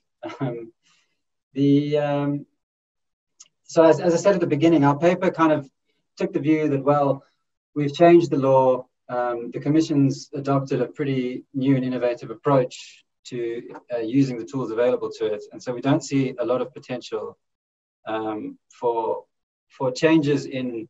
further changes in the law or changes in enforcement policy to have short-run impacts. But I think actually we need to revise that. And I think it's in the merger context. I think what Tyree and Padilla and Petit are saying is that, merger enforcement needs to be pretty agile, pretty nimble, and pretty smart, because it can contribute to recovery by facilitating reallocation of productive resources away from firms that may be inefficient and towards firms that may be less efficient, more efficient. The Commission has said that it will apply the failing firm test vigorously in the context of sort of COVID mergers or post-COVID mergers. But I think there's a conversation that can be had around the sort of broader role for merger policy. Beyond that, the paper basically says, look, beyond that, it's really down to what competition policy can do in the short run to aid the COVID recovery, as opposed to competition law enforcement. And there we see essentially, I guess, two buckets or two categories of things that competition authorities and competition policymakers can think about. One is defensive, and this is going to the Andrew Tyree concern. Well, we called it defensive in our paper. And that's making sure that, industrial policy processes and programs and other, bailout programs and other initiatives to aid recovery, we really do need to have people in the room there with the competition hats on to make sure that we're not scoring own goals. We're not inadvertently increasing concentration more than it would have otherwise absent those programs. And if we are going to take decisions that do increase concentration, can we make sure that we really understand very well the trade-offs that are at stake and the decisions we're making there. So that's what we call the defensive role. We also noted what we think are a few basic ideas that could be looked at in the short run, and that's things like using ex-ante regulation more aggressively to try and promote entry and competition and effective rivalry, using licensing regimes, and development financing and funding of entrants. I've been asked to wrap up, which I will do. And then the paper ends with a discussion of, I guess it's actually a more longer-term project, and that is really about, whether or not South Africa should strongly consider embedding competition law enforcement in a much broader program of competition or the promotion of competition, which would entail perhaps a shift over time away from competition being largely or only about enforcing competition law according to the traditional approach, or even under the new laws, whatever approach emerges there. And it basically proposes considering ways of balancing the promotion of competition according to that approach with the sort of protection of longer run dynamics and incentives to achieve what some in the literature have called, optimal competition, rather than what you could say we have been doing in South Africa for 20 years, which is the pursuit of maximum competition. There is so much to talk about on that debate, and our paper doesn't do it justice. It doesn't do many questions justice. It's basically trying to introduce some of these debates and get a discussion going. And I think one of the other papers on this panel will do much better on the optimal competition debate. But that's the main contribution of our paper. We basically see, I think, a bigger role in the short run for policy as opposed to competition law enforcement, with the proviso perhaps of merger control. And I think I'll leave it there because I'm out of time. Thank you very much. Thanks, Phil. That was really interesting. You covered a huge amount in a very short time, and I hope that people who want additional information will be asking questions and sending questions through. So you'd spoken about we needing to make a link to optimal competition, and the person who's written extensively on this is going to speak now. So Sumaya, I'm going to hand over to you, and you've got 10 minutes. Great, thank you, Tanya. My name is Sumaya. So I will be presenting the paper, and let me just try and share my screen. Okay, so this is a paper on competition, productive capabilities, and structural transformation in South Africa. It is written by myself, Pamela Mondliwa, and Simon Roberts. And Pam, I see you're on the panel list as well, so please jump in if you feel you need to. And as Phil said, this paper actually is talking about this idea about optimal competition, why the need for optimal competition, and what we actually mean when we're talking about optimal competition. Also, essentially what the paper is arguing is that for capability development and structural transformation to occur in South Africa, we need a different approach to competition. And we're saying that the approach to competition needs to be different because the experience and the outcomes in the South African context show that openness, which is liberalization, together with competition law, does not substitute for a coordinated industrial policy that focuses on production. In other words, the kind of market-orientated policies that we have been pursuing have not led to a structural transformation of the economy, and that there is a kind of missing link to production. So the focus has not been on production. And at the heart of this problem, we argue, is the orientation of large firms and how they govern the value chain. So where large firms have been able to extract profits at the expense of smaller firms, they undermine transformation. And we see this in the case of our paper, and I won't go through these case studies, but we see this in the case of our paper through the metals, machinery, and equipment value chain and the plastics value chain, looking at the role of ArcelorMittal South Africa and the role of Sasol in terms of their pricing and in terms of how they have governed those value chains, to the detriment of smaller downstream firms and to the detriment of structural transformation in those value chains. So what South Africa has actually done is that it has prioritized the use of competition law to discipline large firms. And this has not been effective, and we argue on two levels. So for instance, where firms have used excessive pricing, the competition law has not taken historical state support into account when determining if they have used excessive pricing or not. And so the cost competitiveness of downstream industries has actually been undermined.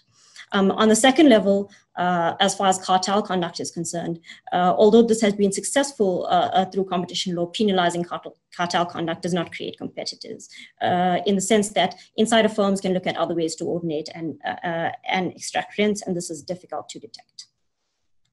So as far as the use of competition law is concerned in governing value chains and in dealing with large firms, it has been somewhat ineffective as far as structural transformation is concerned. So we are arguing that we need to engage with power along the value chains and the orientation of these large firms. In other words, how do we grapple with these large companies and how they govern value chains? And the paper is arguing that instead of relying on competition law, we should rely on a range of tools. And these tools are industrial policy tools, they are other regulatory tools, etc. So industrial policy incentives, development finance, regulation of mining rights. In essence, because in South Africa we have separated competition law and industrial policy, government has tended to ignore these tools and has tended to focus on the competition law in order to deal with these large firms. So we argue that there is a need to move away from a reliance on competition law towards a production-centered or optimal competition approach. So what we're saying here is that instead of relying on competition law, we should say, what is the kind of optimal competition that is required in order to build capabilities, in order to build competitive assets, in order to get firms to invest in technology, etc. So the competition should be optimal rather than competition for its own sake. And here we're talking about a right kind of rivalry. So the kind of competition which spurs firms to innovate and invest. What we're essentially saying is that we don't want to put the competition cart before the capabilities horse. If we want to structurally transform the South African economy, what we need to do is we need to think about capability building. And if we want to think about capability building, the place we don't stop at is at competition law. The place we go to is what are the different kinds of tools that can build these capabilities, and how does competition work within those tools? So in other words, how can competition and industrial policy tools work together in order to build capabilities and transform the economy? So how do we build and strengthen linkages in the production system, and how do we facilitate progress towards higher productivity activities? So then we talk a little bit more about what we mean by optimal competition. So we know that South Africa and other developing countries have pursued a kind of market fundamentalist approach. And this approach relegates government to addressing market failures rather than, and what we argue is that we need to kind of think about an alternative conception of government's role. And this is, how can government spur development of dynamic comparative advantage? How can it help to construct competitive assets? And therefore, how can it pursue competition that is optimal? So there needs to be sufficient competitive rivalry to reduce inefficiency within large companies and discipline exercise of market power, while also spurring investment and innovation. So the combination of competition and cooperation is really dependent on the stage of industrial development, the configuration of industries. In other words, in this value chain, how are the different industries placed within the context of the global market, then the context of the economy and the role of the state. And the examples of where countries have kind of used this kind of approach is in South Korea and Japan. So South Korea and Japan both allowed for restriction of competition during high growth phases in order to build capabilities so that they could become internationally competitive. So industrial policy goals in these countries were pursued through appropriate competition policy for the time, noting, however, that there were reciprocal control mechanisms over rents.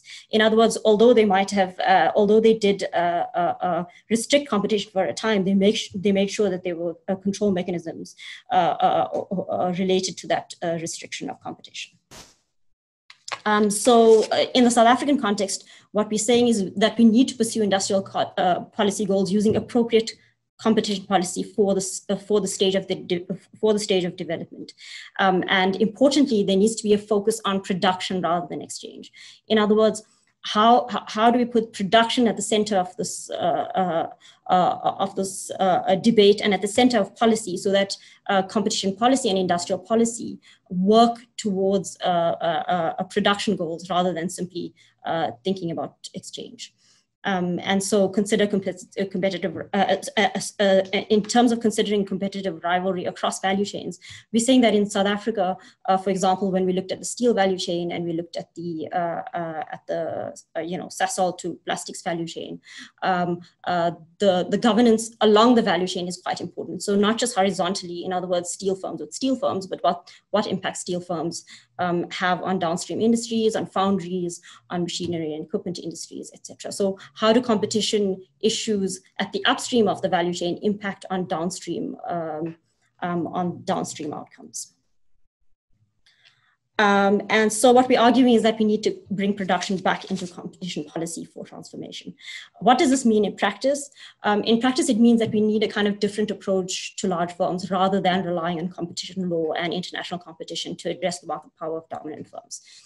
We know that competition law is litigious, and the results have not always been great, for instance, in terms of the excessive pricing for ArcelorMittal South Africa, as well as for Sasol, and the results have not been great, particularly as far as input prices for downstream firms are concerned, and therefore for what structural transformation within those value chains actually means. So the different approach that we can take to these large firms includes enforcing and monitoring conditionalities on state support. So in instances where state support is given, it is really important to ensure that there are conditions related to that support, and that we monitor those conditions and actually enforce them. So for instance, in the case of ArcelorMittal South Africa, when it was internationalized, the developmental steel price for downstream firms was not concluded, but this should really have been concluded in order to ensure that the rents that ArcelorMittal actually inherited via ISCO were passed on to downstream consumers. The rents related to the low prices of iron ore. This was not done, and in fact, AMSA priced at import parity, and these input prices really did impact on downstream firms. Enforcing and monitoring conditionalities is really important, but we're also saying that we need to use a range of tools. In other words, competition law is one tool, but there's a whole lot of kind of other tools that are industrial policy tools that could be used in order to help to build capabilities and in order to structurally transform. And these include, for instance, regulation related to mineral rights, industrial policies, trade tools, etc. We're also saying that competition and cooperation must be balanced to support coordinated investments. In other words, whether we want a more competitive environment or whether we want a more coordinated environment must be balanced in order to support investments within that particular value chain. So in that value chain, what is required in terms of competition or coordination to incentivize large firms in the right direction in order to make them invest, and also in order for them to ensure that they pass their rents on to downstream firms as well. And finally, you're saying that competition policy must open up markets and enable firms to be local and international competitors in this. And this speaks to a kind of broader competition policy. In other words, what is the role of development finance? What is the role of technology policy? How do we create clusters, etc.? All with the purpose of focusing on production for the purpose of structural transformation in South Africa. So in conclusion, what we're saying is that competition is a dynamic process, and it can generate positive outcomes with the right rules and industrial policy support to ensure investment, participation, and broad capabilities. Thank you. Right. Thanks very much for a fascinating presentation. You've given us lots to think about. The last person to speak is going to be Thando, he's able to then draw larger implications from that. So Thando, if I can hand over to you. Thanks everyone, and thanks Phil and Sumaya, because I think you've covered some of the heavy lifting that I certainly didn't want to cover in my presentation. So as Tanya mentioned, we did work that was entirely unrelated to COVID-19, in that we studied the kind of outcomes and the experiences of SMMEs in the fish or industrial fisheries value chain, an issue which is very political and very contested and policy sensitive in the South African context. And in particular, we wanted to understand what's happened 15 years after the government essentially put in place rules that were going to allow for more inclusion in the sector, right?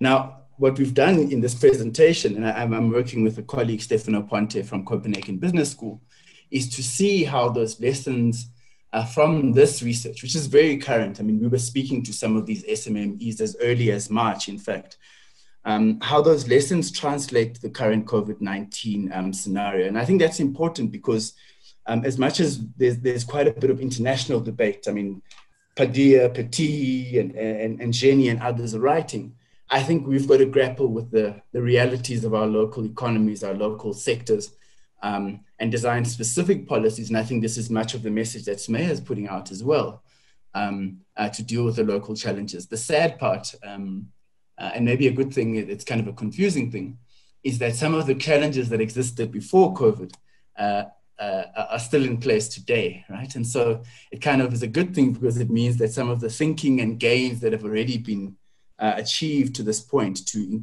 increase participation, etc., including the changes in the competition law, has already been done, and now it's about implementation, right? But I think this is where, as I think the Honourable Judge said this morning, this is where it's going to get interesting. In terms of how these cases come out, etc. And so we try to skew it to think about where does competition law fit into this wider context. Just briefly, and I won't say a lot about the context of this paper, except to say that it is on the main industrial fishery in South Africa, which is hake deep sea trawl. We are reflecting on a number of different themes, being BE, transformation, and competition. And we've done this through engagement with various stakeholders. My colleague or co-author Stefano was part of this work in 2005, and I've kind of joined him for the second leg of the work, right?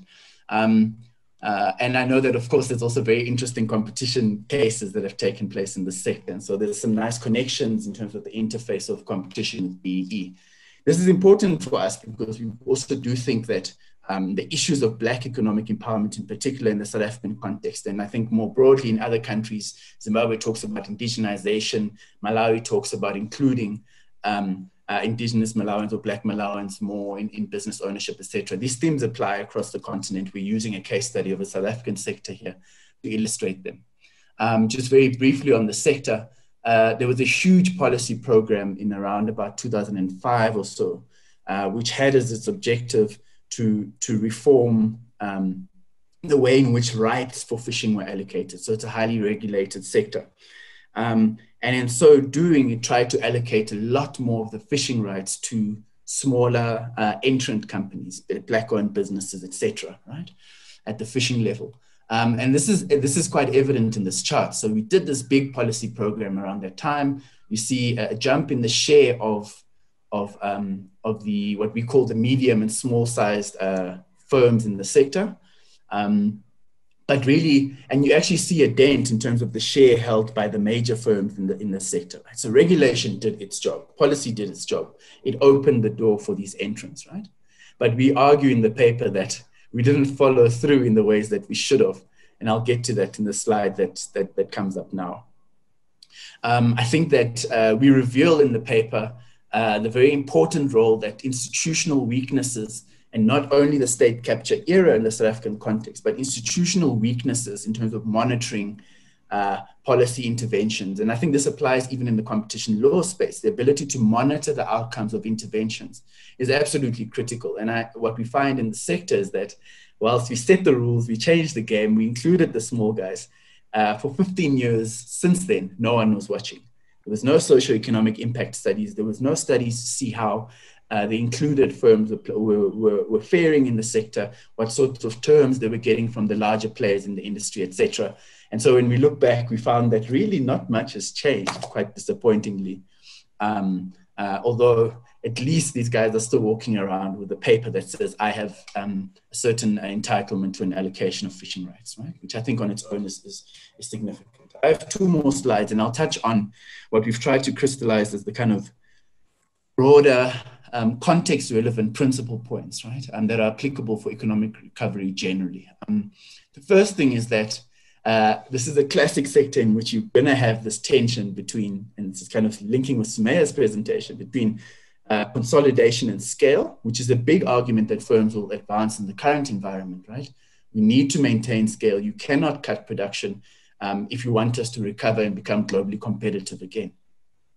Whereas this imperative, on the other hand, to drive rivalry and participation. And we argue in this research, but also in wider cred research, that these things are not necessarily different, right? You can, and I think Sumaya is saying the same thing, right? You can achieve competitive outcomes, or outcomes that mirror competition even if you're operating in an oligopoly context, etc. And that requires the interface of industrial policy and other different disciplines and constraints and conditionalities on the behavior of large firms in particular, right? So you cannot have concentration and still not watch what's happening in markets. And I think this is where the competition authorities can play a critical role. I think that there's going to be a lot of pressure and arguments for greater industry coordination. And we saw this in the fishing sector in particular, where there's very strong centralized lobbying for different outcomes, etc. in the sector. And of course, it naturally dampens competition. So that's an obvious point to make. But I think what was missing, we saw in this sector, and I think it's an important lesson, is that even under conditions of coordination, which is not necessarily a bad thing, and I think there's good research that shows that it can achieve pro-developmental outcomes, if that is not monitored, sufficiently disciplined, checked, evaluated constantly by the state and other actors in the sector, then you will tend towards outcomes that start to mirror a kind of hardcore cartel outcomes, where firms simply abuse their ability to coordinate rather than achieving or delivering on the developmental outcomes that had been promised. I think another important point here is that the issue of barriers to entry, whether we're talking about before or after COVID, is still entirely prevalent. The SMME firms are still talking about the same issues around access to finance, access to markets, being rejected from participating in mainstream value chains, etc. Now, this is an old issue. It's 20 years old in South Africa. And so we shouldn't shift focus because of the pandemic from trying to address these issues, both structural and behavioral. I'm not sure how much time I have, Tanya. I should have about 3 minutes, it says here. Okay. I think that there's a real challenge that we have to confront that relates to regulatory capacity. So I think there's a very clear acknowledgement in the South African context, but I think throughout the region, based on our kind of broader value chains research at GRED, that there is significant institutional weakness. I think in South Africa, obviously, this has now taken the form, if you're talking about newspaper headlines, of state capture, right? But I don't think it's helpful to stop there in terms of analyzing what the state can and cannot do. I think we advocate that in a rules-based system, like it or not, in the South African context, for instance, you do have pockets of excellence, including, I think, the competition authorities and agencies that can drive pro-developmental inclusive agendas, right? Whilst you rebuild as an imperative state capacity in other areas. And so I think that it's one of those where we don't give up on the issue, but recognize where there is capability, et cetera, that can be leveraged to continue to drive an inclusion agenda whilst rebuilding the economy, right? So if you take nothing else from my presentation today, is that the issues of inclusion, participation, and we're not talking about micro here, we're talking about medium-sized firms that can actually contest in markets and be effective rivals, right? Take on your larger firms. That agenda shouldn't fall away. And if it does, I think we'll be having some very disappointing and sad conversations in 10, 15 years' time again about how we still have a highly concentrated and uninclusive economy. So the time is now, I think, to change some of these outcomes. Lastly, I just want to comment that I think Black economic empowerment as a policy imperative in South Africa has achieved a lot in terms of certainly putting the issue of inclusion as a central feature in the debates, right, in the country. And I think arguably it had to take the form that it did in terms of policy formulation. That being said, it cannot do the heavy lifting by itself. And I think that's what our paper shows. So for instance, in the sector, you had a lot of large mergers being approved in the sector because I think the competition law agencies couldn't reach another decision on the basis of the facts before them, right? Now, you can blame them, you cannot, but the challenge there is that you still now have a problem where you've seen significant consolidation in the sector, which now is going to evidence itself, we would argue, in terms of a lack of dynamism in that sector, right? And so all the other policy tools, including competition law, remain incredibly important, and including the way we enforce on mergers, right? So, and I can always come back to this in the question session. Tanya, just to conclude here, I think that COVID-19 and kind of transformation, what we call transformation 2.0, presents an opportunity as well, because it asked us to ask some hard questions about whether our policy frameworks actually work, as Judge President said this morning, as Judge Dennis Davis said this morning, for 60 million people in the South African context, right? Have we done the right things in terms of inclusion and participation? And I think the time is now to test these things, right? And COVID-19 creates at least a psychological moment in the nation, if you will, and in our economies to test out new approaches, right? And I think the competition authorities in particular have been quite bold on this in the past, on public interest and other issues. And I think this is the perfect opportunity to pursue these agendas further. But the issue of inclusion will fall through the cracks if there isn't adequate coordination between, and this is exactly what this case study reveals, if there isn't adequate coordination between the sector-related policy, in this case was the marine rights, the MRLA, I now forget the acronym, with industrial policy strategies to build domestic new capacity with competition law enforcement, right? There was no coordination. And so in many ways, your medium-sized firms fell through the cracks. And my last point really is that power asymmetries and inequality will be reinforced in the rules-based system that we've chosen as a society in 1994, right? If you have weakened state capacity and a lack of coordination. But I want to argue, and we argue in the paper, that there is pockets of strong state capacity. And so there's an opportunity there, perhaps, to intervene on some of these threads, which I think we've been discussing for years now. Tanya, I'll stop there. Thank you very much. Thanks very much for that, Thando. That was fascinating and gives us a lot to think about. What strikes me from all the presentations is that even before COVID, we had a range of challenges. And the question then was, is our competition policy and competition law framework fit for purpose? While we, start my video. While we have seen the competition authorities being highly effective in a number of instances. So for example, cartels have been uncovered and prosecuted, anti-competitive mergers have been prohibited. We still face an economy that really requires structural transformation. Concentration seems to have increased over the last 20 years. We've struggled to diversify our economy, and barriers to entry remain high.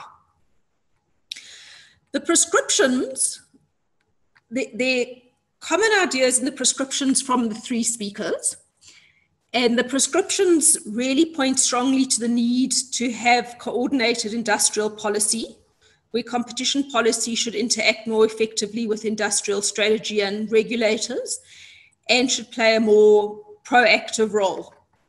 But we also need to look at a range of tools outside the competition area and perhaps outside of industrial policy narrowly defined. So for example, if we look at the quotas in fishing, those licenses and quotas need to be brought on board.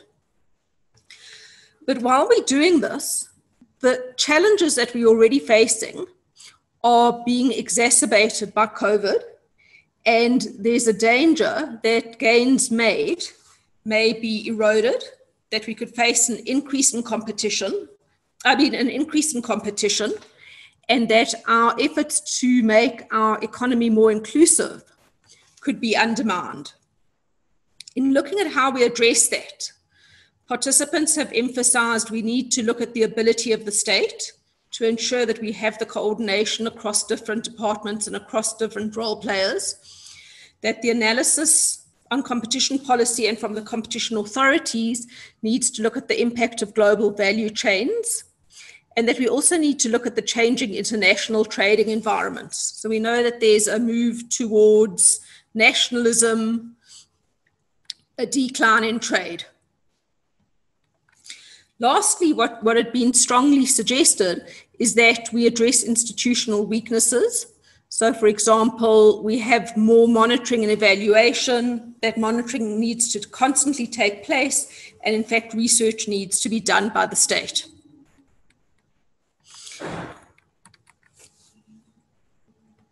The key questions that have been addressed are how we look at the trade-offs involved in protecting the domestic industry from competition, and how a more competitive approach can contribute to other public policy objectives, such as reducing inequality and promoting innovation. I had a range of questions that I'd been quite keen to ask, but I see that I'm trying to organize my screens. There are a lot of questions that are arising from the floor, and I just want to ask panelists, the first question to any of you is, how do the panelists propose, what do panelists propose be changed in merger control to promote economic recovery? And the second question that I'm going to link to that is that working with large firms, even with conditionalities, it may be convenient in the short run recovery process, but it may risk long-term entrenchment and dependency. And should we rather be focusing on scaling medium-sized firms and addressing the barriers to expansion? So I'm going to hand to any of the panelists. You can just indicate who wants to speak and pick up your answers, please. Sure. Maybe I can start here, Tanya. I mean, I think I fully agree with the second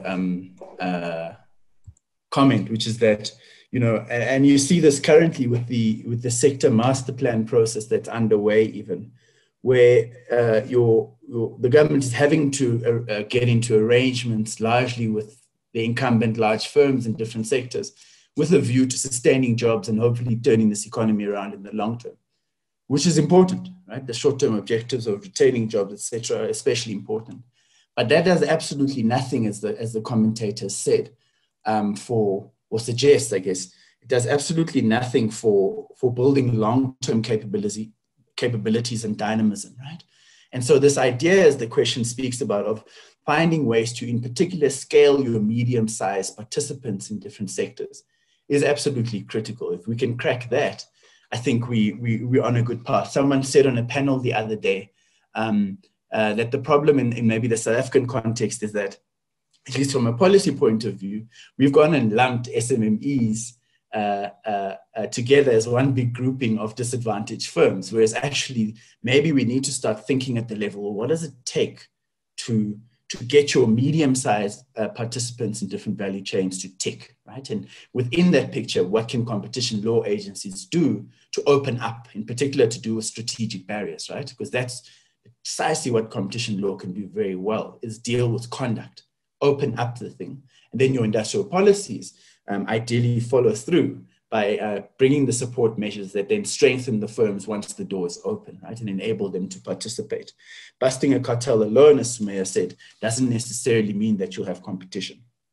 I think on merger control, just to say a couple of things on this, at least just initial thoughts, is that there's quite a bit we can speak about in terms of the failing firm issues and that, and I think the competition authorities have been very good in their history of dealing with these issues on a case-by-case basis anyway.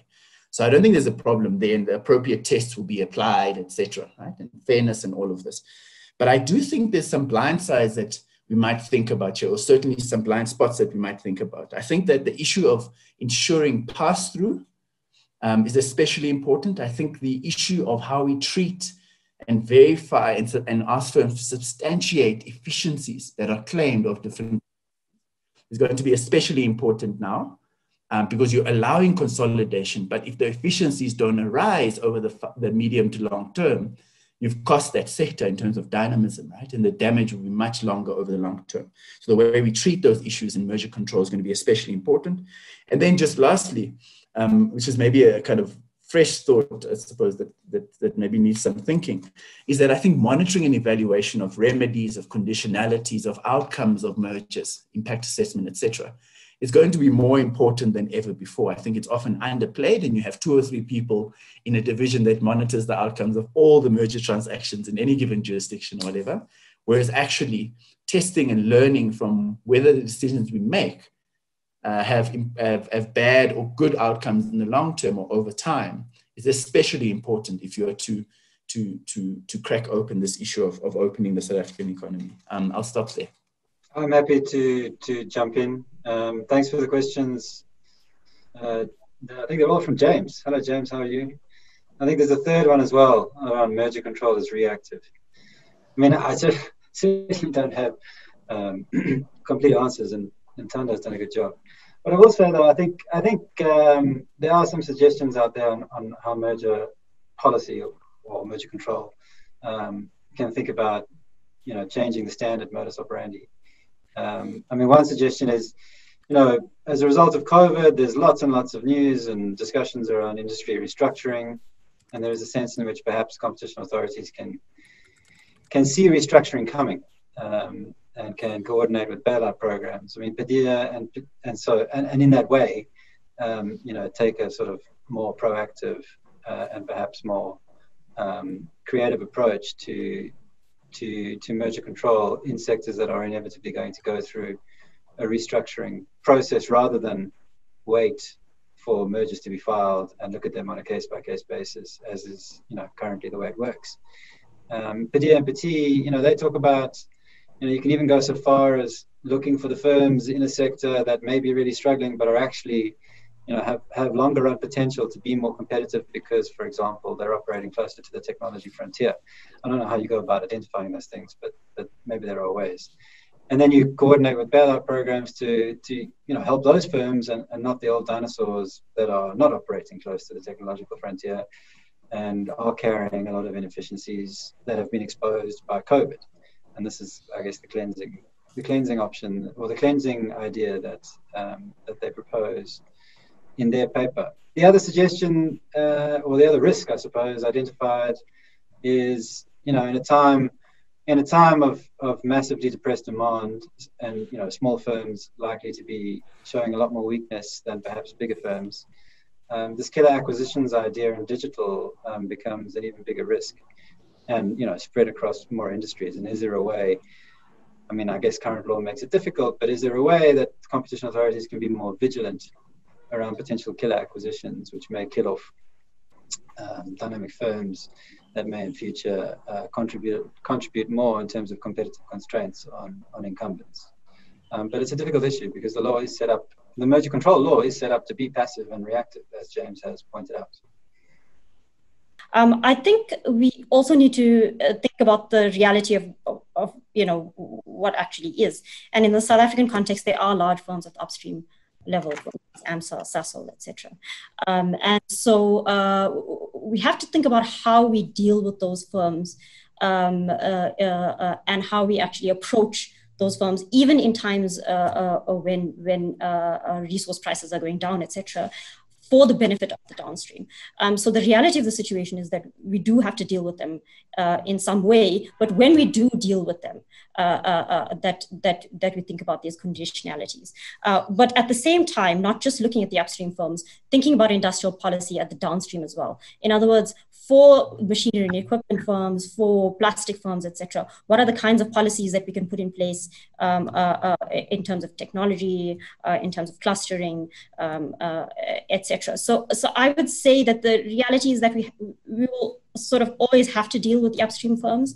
It's kind of how we translate that support to them into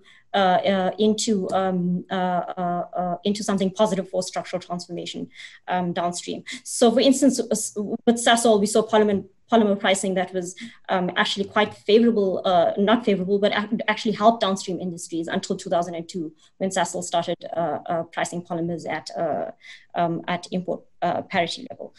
So I think a kind of balance needs to be struck there. So we got an interesting question which relates strongly to how we deal with the larger firms and the conditionalities. And Beverly asks, is our South African government willing and able, given the current political settlements, even within the governing party itself, to focus on building capacity and enforcing the reciprocal control mechanisms required? If competition law takes a back seat for capacity building, what happens to firms that are already dominant? Won't they abuse their power and reverse the capacity building efforts? I don't know who would like to comment on that. Yeah, I'll have a go. I mean, that's similar to James's question on conditionalities. I mean, I completely agree. My personal view is that there are big risks here. You know, bigger firms are already on a relative basis in the pound seats compared to smaller firms, purely because they should, in principle, I suppose, be better equipped or better able to survive a potentially lengthy downturn in demand. You know, and as smaller firms exiting, you know, import competition tapers off, you know, these firms are already, you know, able to operate in a less competitive environment with fewer constraints.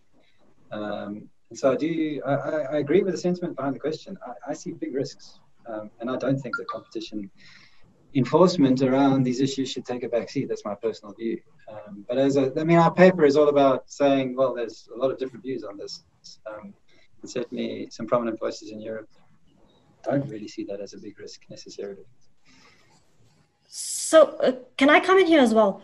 I think that competition law should not be taking a back seat necessarily, but and I'm going to bring this back to AMSA and Sasol. What we saw in the cases of AMSA and Sasol and the excessive pricing is that these cases went on they're quite litigious. They went on for quite a long time. And that the outcomes were not necessarily, were not good for downstream industries. In other words, competition law is a tool, but in addition to using the tool which is already there, we have to think about other tools as well at the same time in order to get where we need to get. The evidence is there. South Africa has not transformed. We have been trying to use competition law. We have used competition law. We have sort of taken a back seat on other kinds of mechanisms, and the results have actually been quite poor. And so I don't think it's about competition law taking a back seat so much as thinking about how competition law and competition policy more generally can work together with industrial policy to get where we need to get. Thando, I don't know if you want to react to this, or if we can move to the next question. Yeah, I mean, I'll just say, Tanya, a quick point here, which is that I think the sentiment of the question is absolutely right. That is a broad kind of state capacity issue, right? And this doesn't just apply to South Africa. But I also think that economies, are built a sector and intervention at a time as well, right? And I think that there are pockets in which you can make important interventions that will have long-term impacts on inclusion, on growth, etc., on dynamism. And I think you can look only even at the competition authorities' interventions on things like data prices, which have very important implications for dynamism and the businesses that can start to leverage the fact that data costs are cheaper in our economy now, Those are very important interventions, the interventions in the grocery market inquiry, right? And so you're not asking the competition authorities to do anything different from what they've done before, right? Necessarily, even within an environment where there's been a decimation of state capacity in so many other sectors, right? The fact is that there are capabilities here. There's a working framework. There's tremendous skills and technical ability within the authorities. And there's no reason, as I think Judge Davis was suggesting this morning, that the competition authorities shouldn't, in the next era, focus in particular on issues of inclusion as well. So I don't think it's either or. I think it's somewhere in between. If I could just 2 cents on the mobile side to pick up on Thando's point. I mean, it's interesting what happened in the data services market inquiry with those settlements and the retail price reductions that Vodacom and MTN put through. I agree. Cheaper data, cheaper mobile data, is good for lots of downstream activities. But, there is a question around the approach there. In the long term, I guess what you might want is effective rivalry to MTN and Vodacom from networks or operators that are currently smaller. And one route for them to get there is to be able to charge lower prices. I mean, that's their primary competitive advantage, given that they have smaller networks, lower quality, and so on, and various other disadvantages. And so there is a question that was raised at the time when those settlements went through.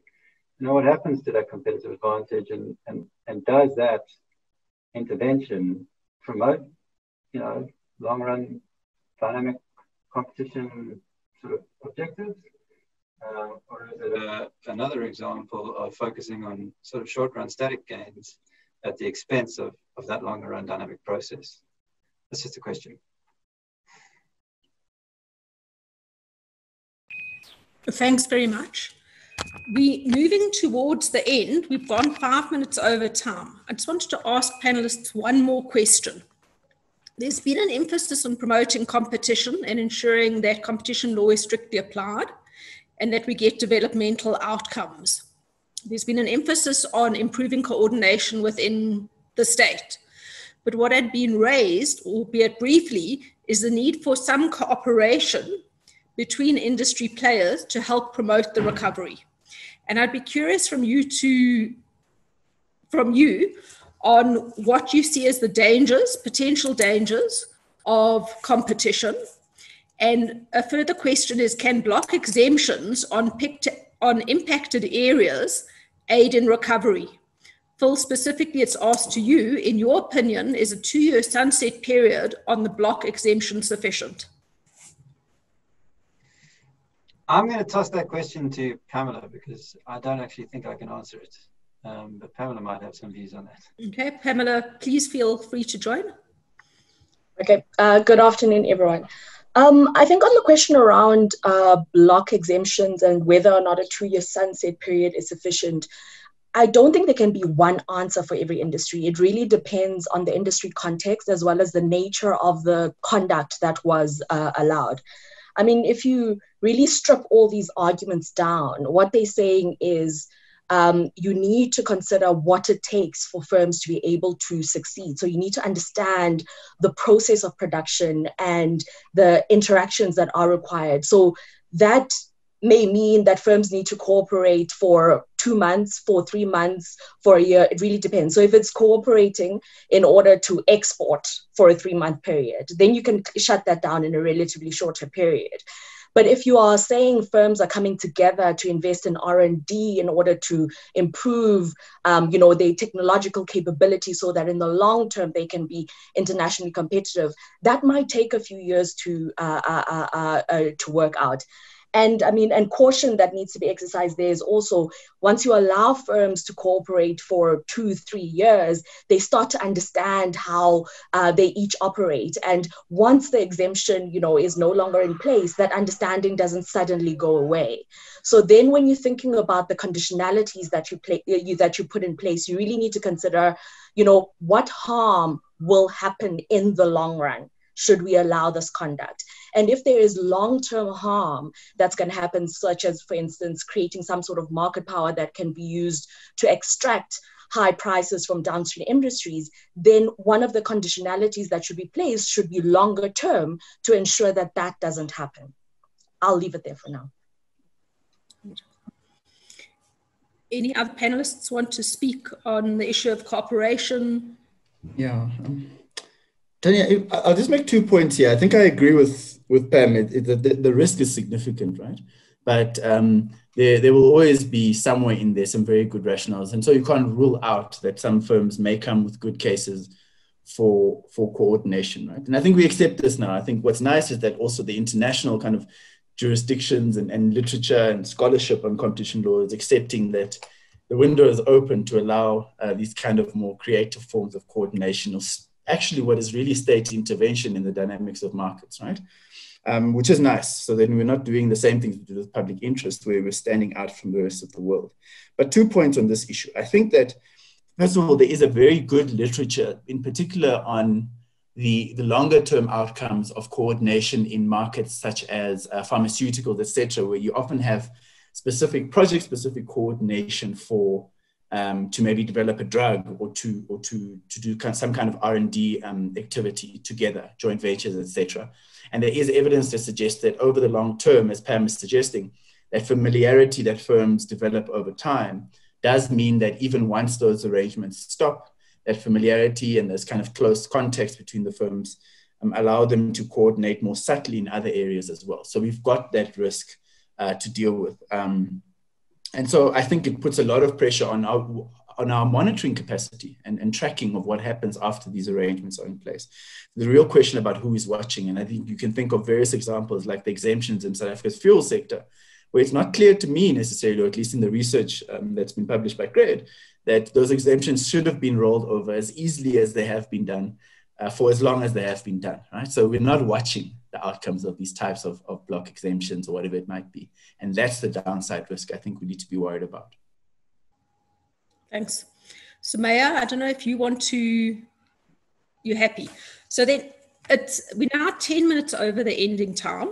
We had been given a free ride to go a few minutes over, but I don't want to push our luck. So just to thank each of the panelists for really thought-provoking and very useful input. Certainly as a person working on policy, you've given me much food for thought, and that's greatly appreciated.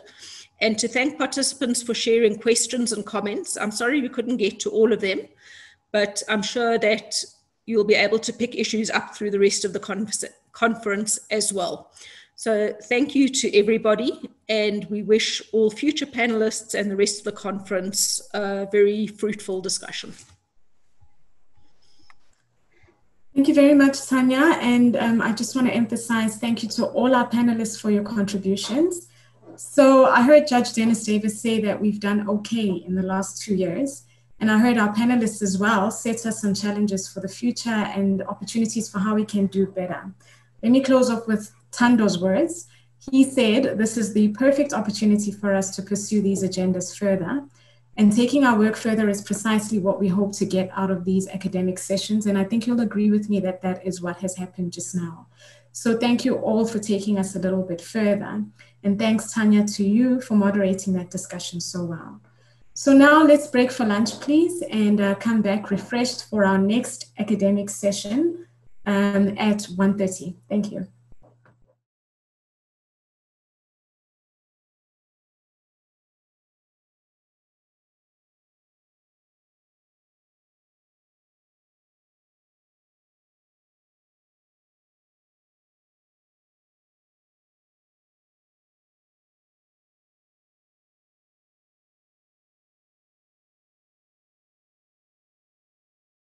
My name is Burton Phillips, partner at Webber Wentzel, and my comment relates specifically to whether there's been any duplication of efforts between our consumer protection laws and our competition laws. If one looks at it substantively, there certainly is a significant amount of overlaps in the legislation, and particularly the work that our two commissions deal with. In our recent price gouging regulations, we've seen both the National Consumer Commission as well as the Competition Commission dealing with complaints relating to price gouging in the context of the COVID-19 pandemic. There is also some overlap with the buyer power regulations that's recently come into force under the Competition Act. That specifically deals with unfair pricing and unfair trading terms, which is something that our consumer protection law specifically deals with. Procedurally, we have two tribunals under the price gouging regulations also having dealt with very much similar issues. I want to suggest that perhaps there are some cases that went before the competition tribunal which may have been more appropriately dealt with by the consumer tribunal. So certainly both from a substantive and procedural perspective, there is scope for added collaboration. Perhaps too far down the line to suggest an approach where we have a single commission like we do in Zambia, Nigeria, and even further afield like Australia. But certainly I think both our commissions and our tribunals will benefit from added collaboration between what the consumer protection authorities and what our competition authorities deal with.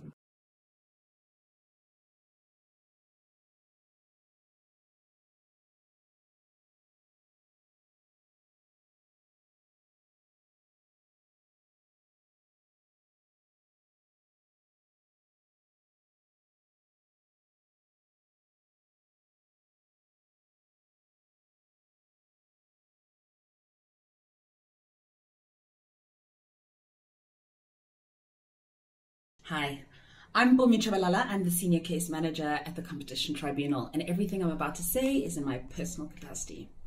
I wanted to look at the question of consumer protection and competition laws, convergence. There are three elements to the question that I really like to attack. The first one is about the duplication of efforts between enforcement agencies. I mean, I think dogmatically and legislatively on paper, one could say that there has been a duplication of efforts, that they're all kind of geared towards the same end goal.